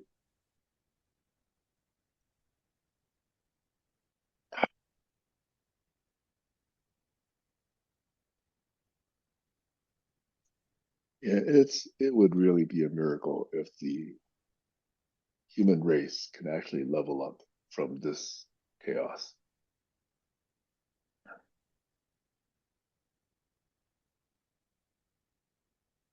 Here's another hard question people hate asking, but you got to ask it. In my view, you got to ask it. In the 60s and 70s, population growth used to be a threat. Unfettered population growth is a threat to the survival of this species, of this planet. We've already grown to 8 billion, and the last 4 billion is just in 2 or 3 generations. That's unsustainable, but people don't want to ask that question. Well, shouldn't you be allowed to have babies? Well, should you? Serious question. If everybody reproduces at, two children per family, you can do the projections of what's happening and what that's going to do to food necessity and water needs and infrastructure and transportation and job growth. But people can't seem to ask those hard questions with all of those factors, considered together. Or very few people can.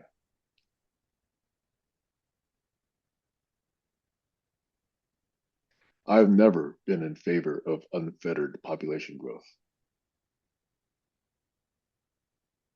Because if you think systemically, and I'm sure Barry would agree with me, or if you even think like a mathematician, you know you can't do that. Mm-hmm. People will then, just say, well, who are you to be telling me that I can't have babies? Well, somebody's got to tell somebody. We got to come up with a system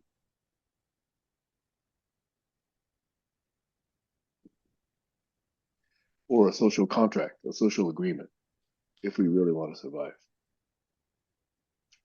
if we want our future generations to survive.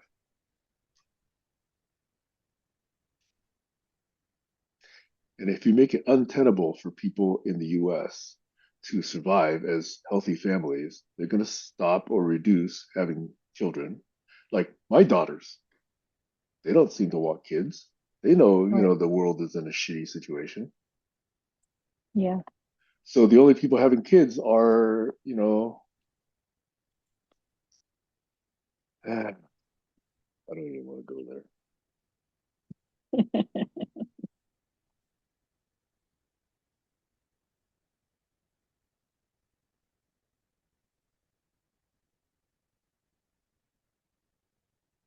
And then you got people like Elon who believes it's his responsibility to sow his seed. Ew. Kind of a gross thought. Well, he is a Nazi. He is a white supremacist. Yeah. So he believes in, the survival of the white supreme race. I don't understand that. I mean, white people get, I mean, they can't even like go under the sun, they burn. Sorry. Now I'm talking evil here. By the way, one of my favorite voice and video snippets is from some guy named Linus Torvalds. He's the inventor of Linux, and he Uh, did this, for the last, let's see, it came out in 1991, 30, for like 35 years now. Linux has been developing, and it's now like the best operating system on the planet, bar none. Well, a few years ago, when Elon was cleaning house, I believe at Tesla. I could have some details wrong, but Elon was saying, "Hey, if you're not being productive, we're just going to get rid of you."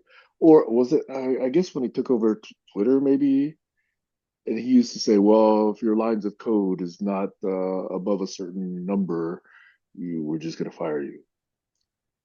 And in a recent interview, I heard of Linus Torvalds, completely unrelated to Elon, the interviewer who was building Linus's PC at the time, mentioned that lines of code was used in some kind of a metric in business. And Linus said something like, "Well, whoever's using that as a metric, is completely incompetent." And then the interviewer said, "Well, you know who said that, right?" And Linus said, "Who?" And the interviewer said, "Well, Elon Musk." And Linus said, "Well, evidently I was spot on." So yeah, I don't think he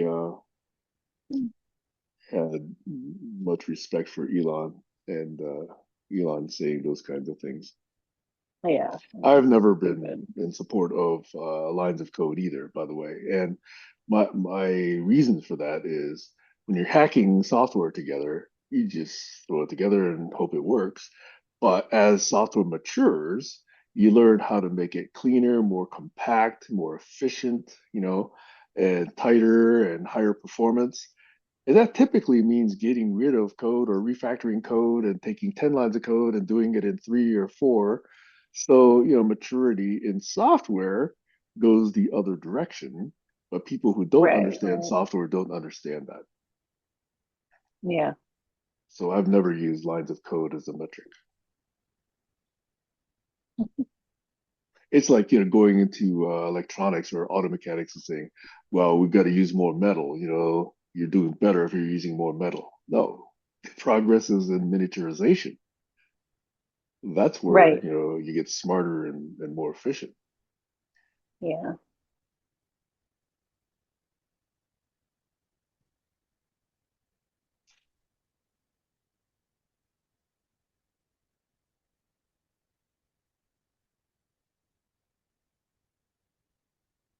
Yeah, I'd already respected him for the last 3 decades, but my respect for him jumped when I heard him say that.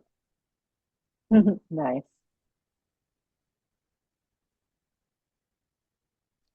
He's self-admittedly not a people-oriented person. He knows he's polarizing, to say the least, even in the Yeah. software community. But I like a guy who takes a stand, who Hmm. clearly, can call a dumb person a dumb person. Too many Yep. people are politically correct and say, well, you're not supposed to say that. Yeah. Well, it's that mentality that lets us, let dumb people have a vote. Yep. Agree. And I'm fucking tired of that. Yeah, yeah, well, that's controversial. Who's to say that you can't deny, you can deny this or that person? Well, let's make it clear. If you're too damn stupid, you shouldn't be given a vote. Just like if you're going Hmm. to be goddamn irresponsible, nobody should give you a gun. Right. But these people are allowed to, shoot off a vote, like I said.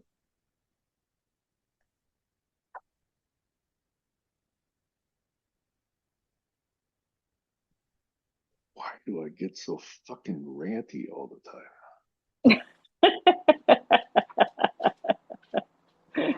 Habits, Sam. Habits.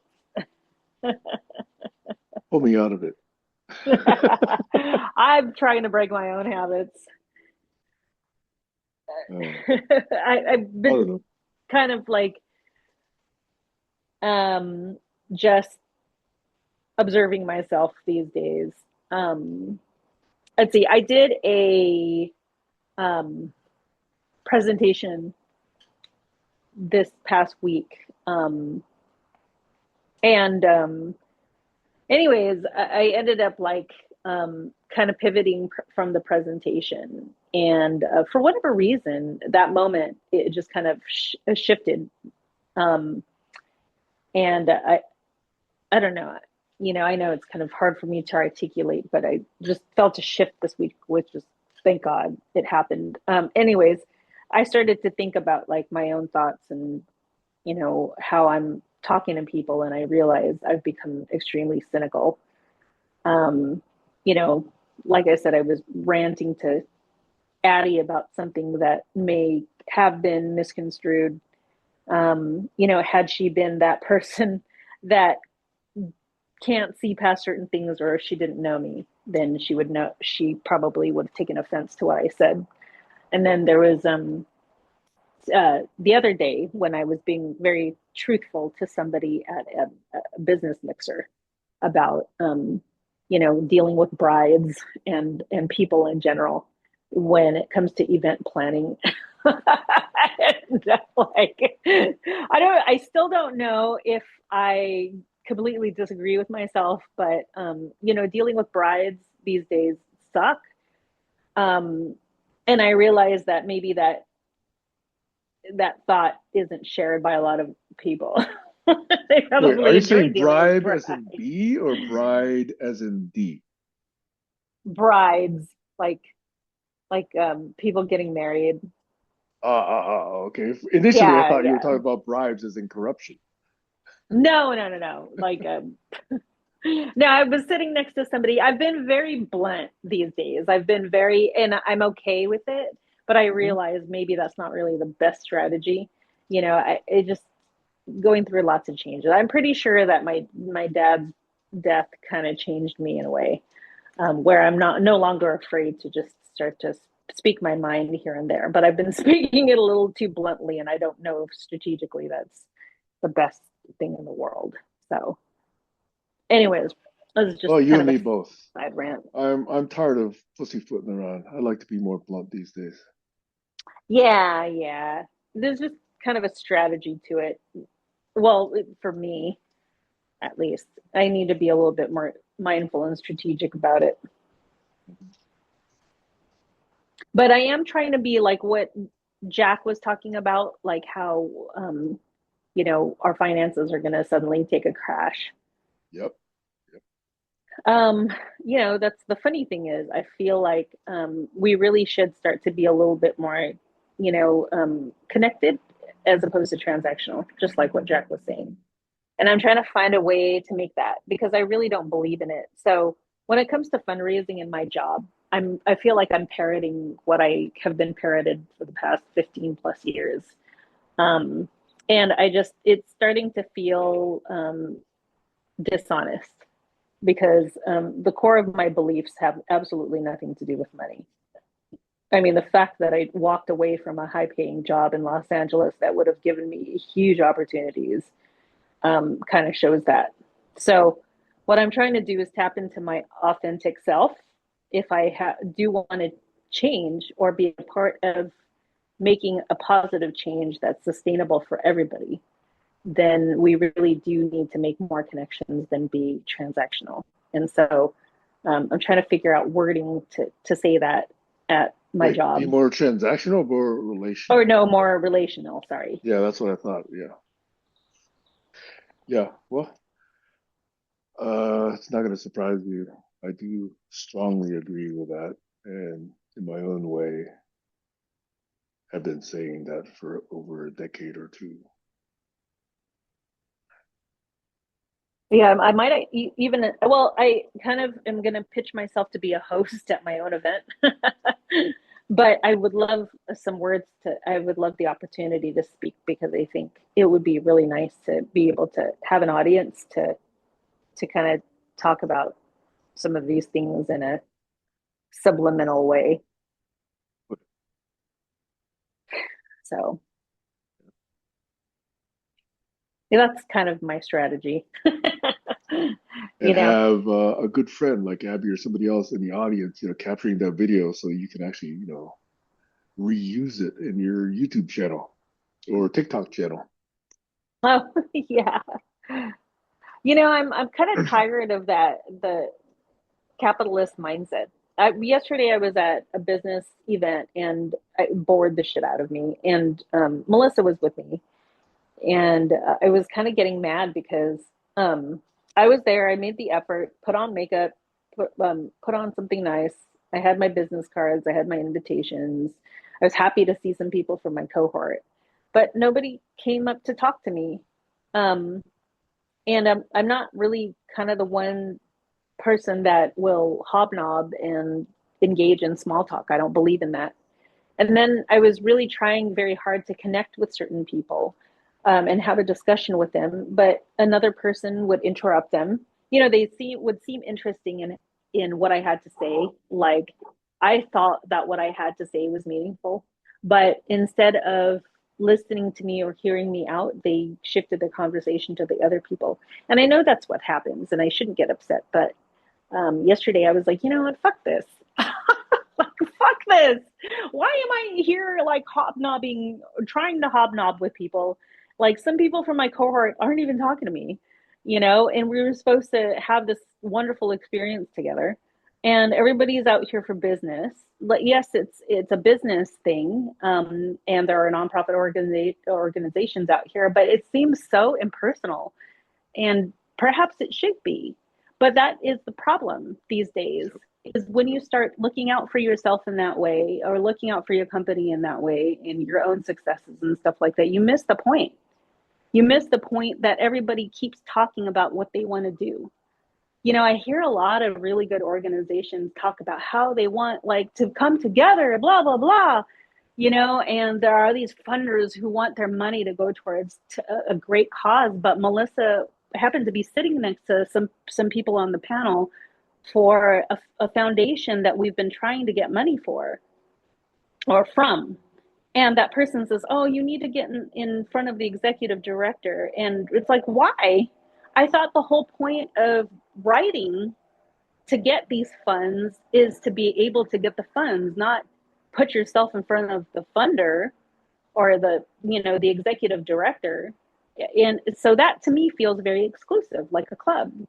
And you see the same people with the same money going together and acting like a fucking club together. Like there's not an inch to spare to allow somebody in unless you conform and you become like them.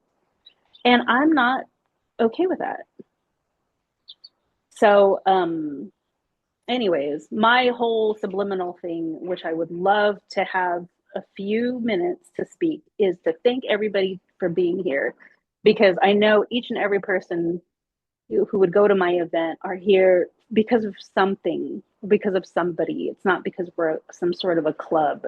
It's because they either believe in the mission, they have a friend, and they're here sincerely to support and not for their own successes, or their own thing. Because, the bad part about United Parents is the fact that we're not that well known in Ventura County to where people want to belong to our club yet.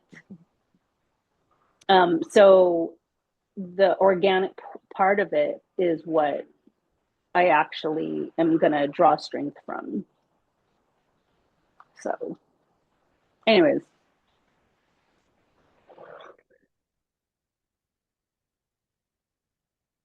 sorry, I didn't mean to bore you.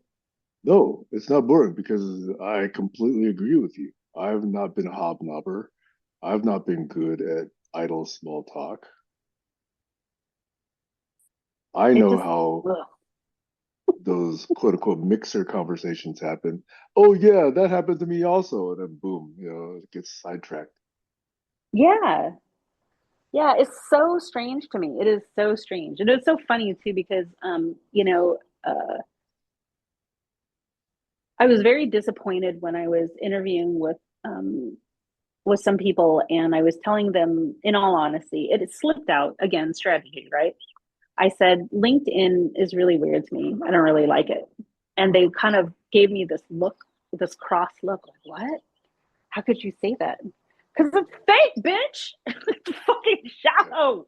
Everyone's smiling. They have the same background behind them. Like, like they're showing up like parrots.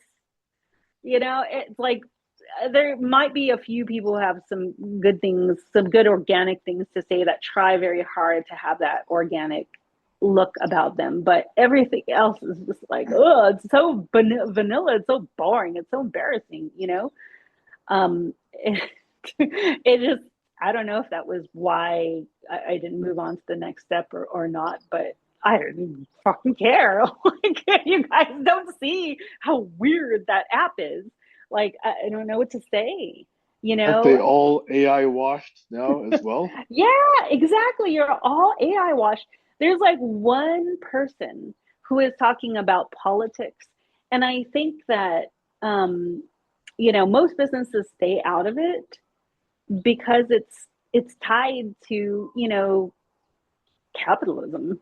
It's so there have only like been one article that I've seen on LinkedIn that basically say, hey, we know what's going on with the country and we're not cool with it. So this is what our organization is going to do. And it was a very genuine message, but nobody else has been saying that. They've been saying the same things about, well, I want to get Yeah, involved, no, no, no, no. You know, yeah. so And you'll anyways, notice I'm not active on LinkedIn either because I see the kind of plastic professionalism that's, supposedly the tone of LinkedIn. I couldn't really put myself into that kind of a mold. So, Facebook is not great, but I'm not afraid to be blunt and crude and straightforward there. Yeah, I noticed. Which, by the way, I'm so proud of you for not giving in to, trolls.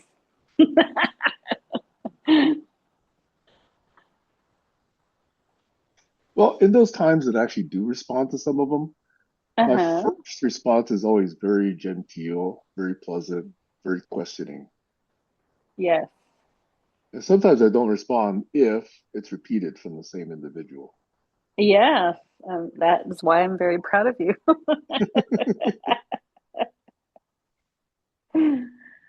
Yeah. Oh boy. I know. By the way, I had to say, I'm sad to find out that it wasn't until this past week, you knew it way earlier than I did, but I don't remember hearing about Jaswinder passing away. Oh, did I not say anything to a GCC meeting? You may have. I either wasn't listening or I don't remember it. I mean, clearly I remember when Barry passed away, but it was only a couple months after that that Jaswinder passed away, and that Yeah, I didn't register on know. my mind. I just, I know he was foul in certain respects, but I actually liked him. There's just something about him that was um You know, he that wasn't that cookie was kind of cutter. He funny. was unique. Yeah, exactly. I think that's why. Hmm.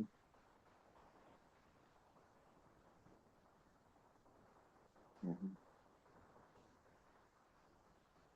I think for a while there, he was entertained by this particular. Yeah. I know you offended him. Tell me more. I don't know why. Well, I think it's because you opposed him so much and you like, people don't, some people really don't like to hear that. You know, you already know this. So it's not Well, like I'm saying anything new. given an opportunity to lead a session, he wanted everybody to just understand that he was there to give us all the truth.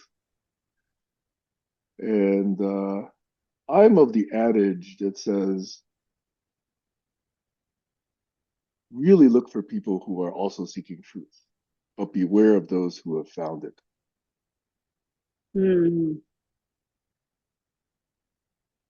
I think he found it. Yeah. So I'm not closed-minded to it, but I am wary. Yeah. Yeah. Well, you're always going to question that. Yeah, as you saw me do.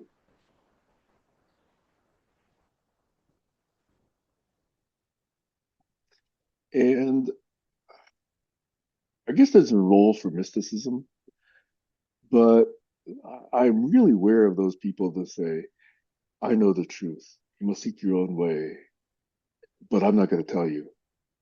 Now, a certain amount of that is okay because teachers are supposed to lead you to the truth, not actually tell you what the truth is. Yeah.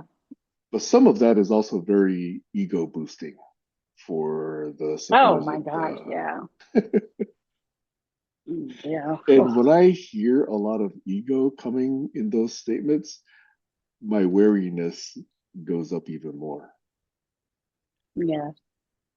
But if people are really doing it with humility and awe and wonder and care and really love for you to progress along that learning journey, I can tell the difference. Yeah. But others who would just say, "Oh, well, you just don't know yet, and you're part of the stupid masses, and I'm not going to help you along the way." Uh, I feel I'm like that's wary like of those people. a narcissistic thing too. Very, very. It's attention Yeah. seeking. It's respect seeking. Mm-hmm. And yeah, that repels me. Yeah. Yeah. Speaking of mysticism, I did want to share with you something that's happened to me in the evening. Don't worry, I'm getting myself checked out. Trying to get my health in order too.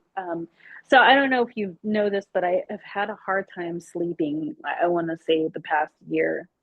Um, I mean, I get up regularly in the middle of the night to let the dogs out, especially if I have to go to the bathroom. But I have been having a very difficult time getting uninterrupted sleep. And it's not because of the dogs, it's because I just wake up naturally at like 3 in the morning. So sure enough, I was sleeping and it was as if somebody shone a bright light onto my face. You know, when you're sleeping, it'll wake you up. You know, like when somebody turns on the light, suddenly you wake up, right? And anyhow, there was like a sliver of my curtains that were open and the moon. And it wasn't a full moon a couple of days ago, but the moonlight just somehow just like penetrated through and woke me up. And I thought that was really interesting because, you know, the moonlight never wakes me up, or it never did in the past. And so the first thing I did was say, "Hi, Dad." And anyhow, I went back to sleep. But I thought that was pretty particularly interesting. And there's something else that happened that night with the moon and my dreams too. But unfortunately, I can't remember. I remembered like 2 days ago, and it was something extremely spiritual. Oh yes, it was about traveling to different to a different universe or something, to a different place, and holding somebody's hand and consciously traveling to that place and then getting woken up. Um, but it was an extremely vivid dream. So the the moon has been waking me up. Like it woke Hmm. me up last night because I think it's nearly a full moon, and so I relate that to spirituality. I don't know how or what. I don't know like what it is, but I'm starting to just kind of, you know, begin my inward process of just chilling out and trying to listen to things that trying to listen not so much on a human level, if that's making any sense. In your dream, did you have any sense of whose hand you were holding? Was it your Nope. dad? No, it wasn't my dad's hand. Not Damien, not Maxwell. Nope. It was nobody I knew. I mean, I knew that person, but it wasn't anything related to the here and now. Not God. I don't know.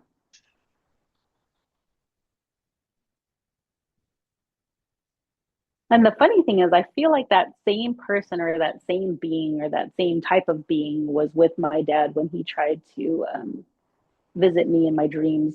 I do feel like that once I think he tried to visit, and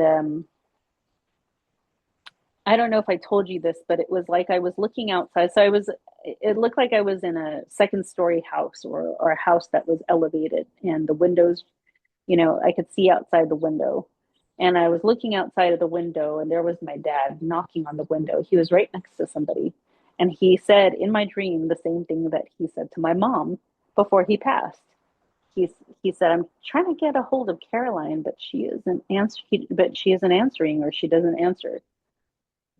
And, you know, I was still in a dream state. So it took a while for me to just like comprehend that. And then when I comprehended it in my dream state, he turned around and he left. So I feel like, you know, that was him trying to visit, but he was with somebody. And that somebody was the same type of somebody that I was holding hands with. Would you call it an angel? I don't know. Could be. Could be an angel. Could be a ghost. Somebody had passed. Could be a stranger that passed. Could be God. Could be, you know. But it was, whatever it was, it had the same hands as a human.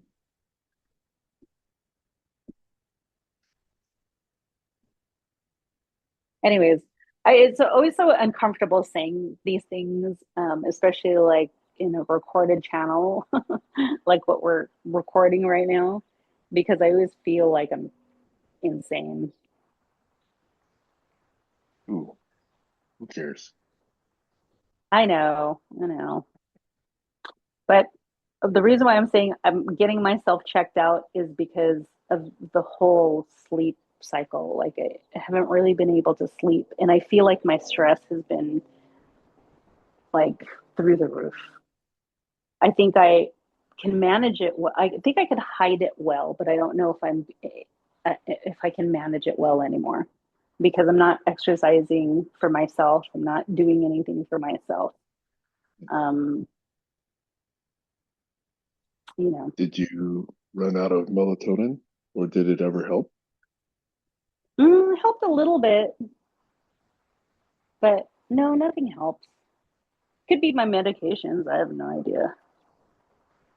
Has that changed recently? No, actually, I ran out of blood. Oh, yeah, maybe that's it too. Blood pressure medication. So that could be it. I haven't been drinking that much, which is fantastic. It's awesome. Yeah, yeah. I'm proud of you. I still drink. I've not been like 100% sober, but it's Hmm. not as much as I used to drink, you know.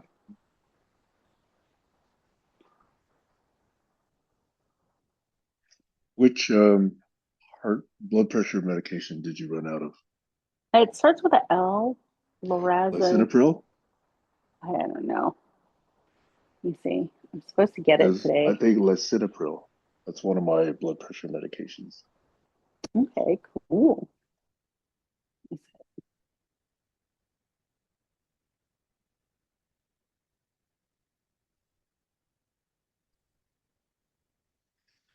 I'm picking eye boogers out of my dogs. No, it's satisfying, isn't it? Hmm. You know what's really satisfying? Is picking eye What? boogers off of my cat. Cats are so good about, preening themselves and cleaning themselves, but for some reason, they never get rid of their own cat boogers. Yeah. I'm wondering if I should leave it, if there's a health benefit. Oh, so low sartan. Okay, not taking that one. Uh,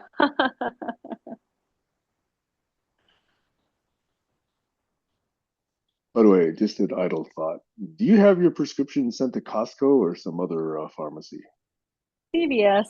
I know I shouldn't have it sent for I'm CVS. finding that Costco is really good for that sort of thing also. I mean, I just like Costco, the company, for everything. But once I started sending my medications there, yeah, I think I've been very happy with them. Yeah. Yeah, their value's screwed on tight, or at least, better than most other companies. I forgot this, but it wasn't Costco the same as Price Club, Uh, I don't know. Price Club, I haven't heard that name in decades. right? I was never a customer of Price Club, so I don't really know. Oh. I know that Costco started up here in Seattle area. Oh, really? You didn't know that? That's why Kirkland, the Costco internal brand, Yeah. that's the Oh, name of yeah, a that's town right. here. That's the name of a suburb here. Yes, the company that became Costco started as Price Club. Ah, okay. Dang! The first warehouse club founded in San Diego in 1976. Price Club. Interesting. It merged with its competitor, Costco Wholesale. Ah, Yeah, there you go. Yeah, that's right. Kirkland, Washington. that's right.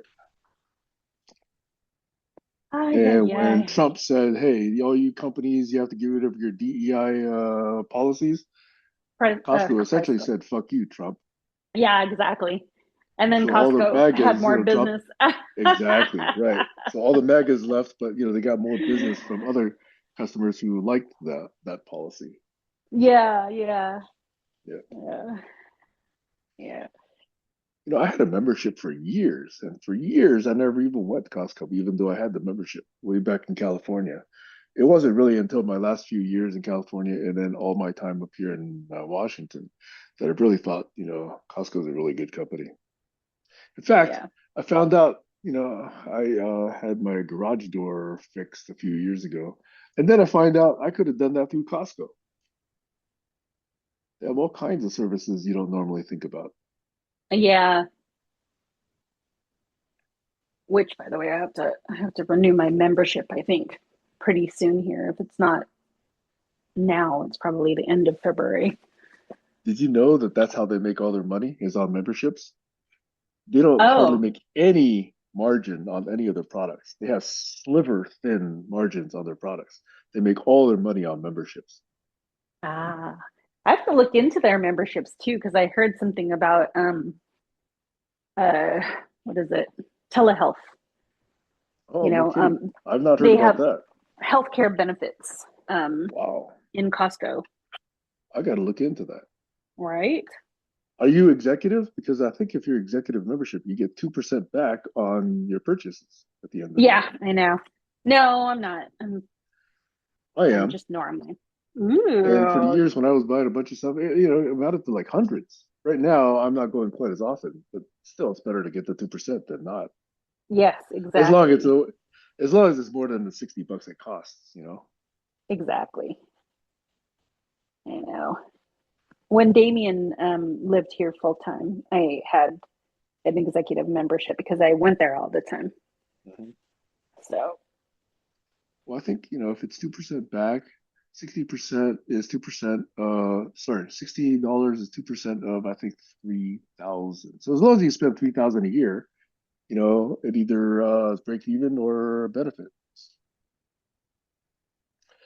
So if you spend, even $300 a month, it's at least that. And I'm spending probably at least $400 a month. yeah. It's like $200 every 2 weeks. Yeah, I know. Me too. Mhm. It's like $200 every 2 weeks. That's another And thing that I, that's not a big cart. They used to buy a whole lot more several years ago than it does now. yes, yes. Jeez.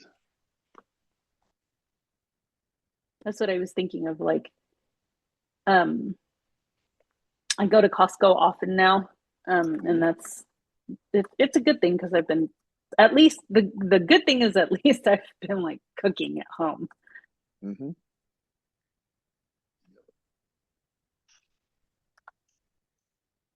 So anyhow, Well, I just looked at the time. Wow, it's 24 minutes after 10 already. That's yeah, as far as we've gone. we That's why should. the dogs are bothering me. They want breakfast. Yeah, I know, right? Yeah. Well, look, I certainly hope that the topic you and Jack agreed, and I agree, we can bring up tomorrow about the cash economy and the dollar. That's a good thing to resume tomorrow, unless there's something else that catches our interest. Yeah, yeah. I think that'd be great. What have you got going on the rest of the day? You have to take Maxwell anywhere? Nope. Is Um. Damien back with his dad, or is still with you on the weekend? He's back with his dad. Uh, Yeah, he's probably hanging out with his girlfriend today.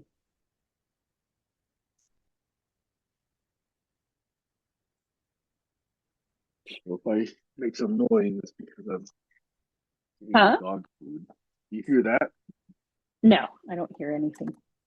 Well, the noise suppression is pretty good on Zoom and feeding the dogs.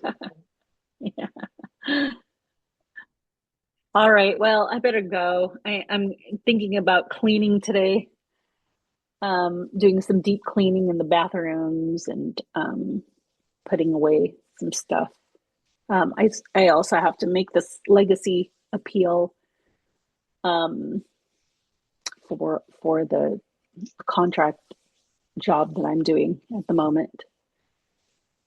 So, and Okay. then if I Well, have time today, I'll do a little bit of yard work, and then yeah. And speaking of yeah, Costco, I have to figure out what I want to eat. that's a pretty ambitious day. Yeah, it's always ambitious, dude. All right. Yeah. I'm So gonna go see how many items I can knock off of my to-do list. Mine is quite long also, but man, I'm lucky if I can knock off 1 or 2 items a day. yeah. Same here. All right, Kayla. Yeah, I enjoyed today Okay. too. We had some good thoughts and appreciate what you said. And Thanks. let's continue tomorrow. Excellent. Okay. See you Okay. soon. Bye bye. Bye.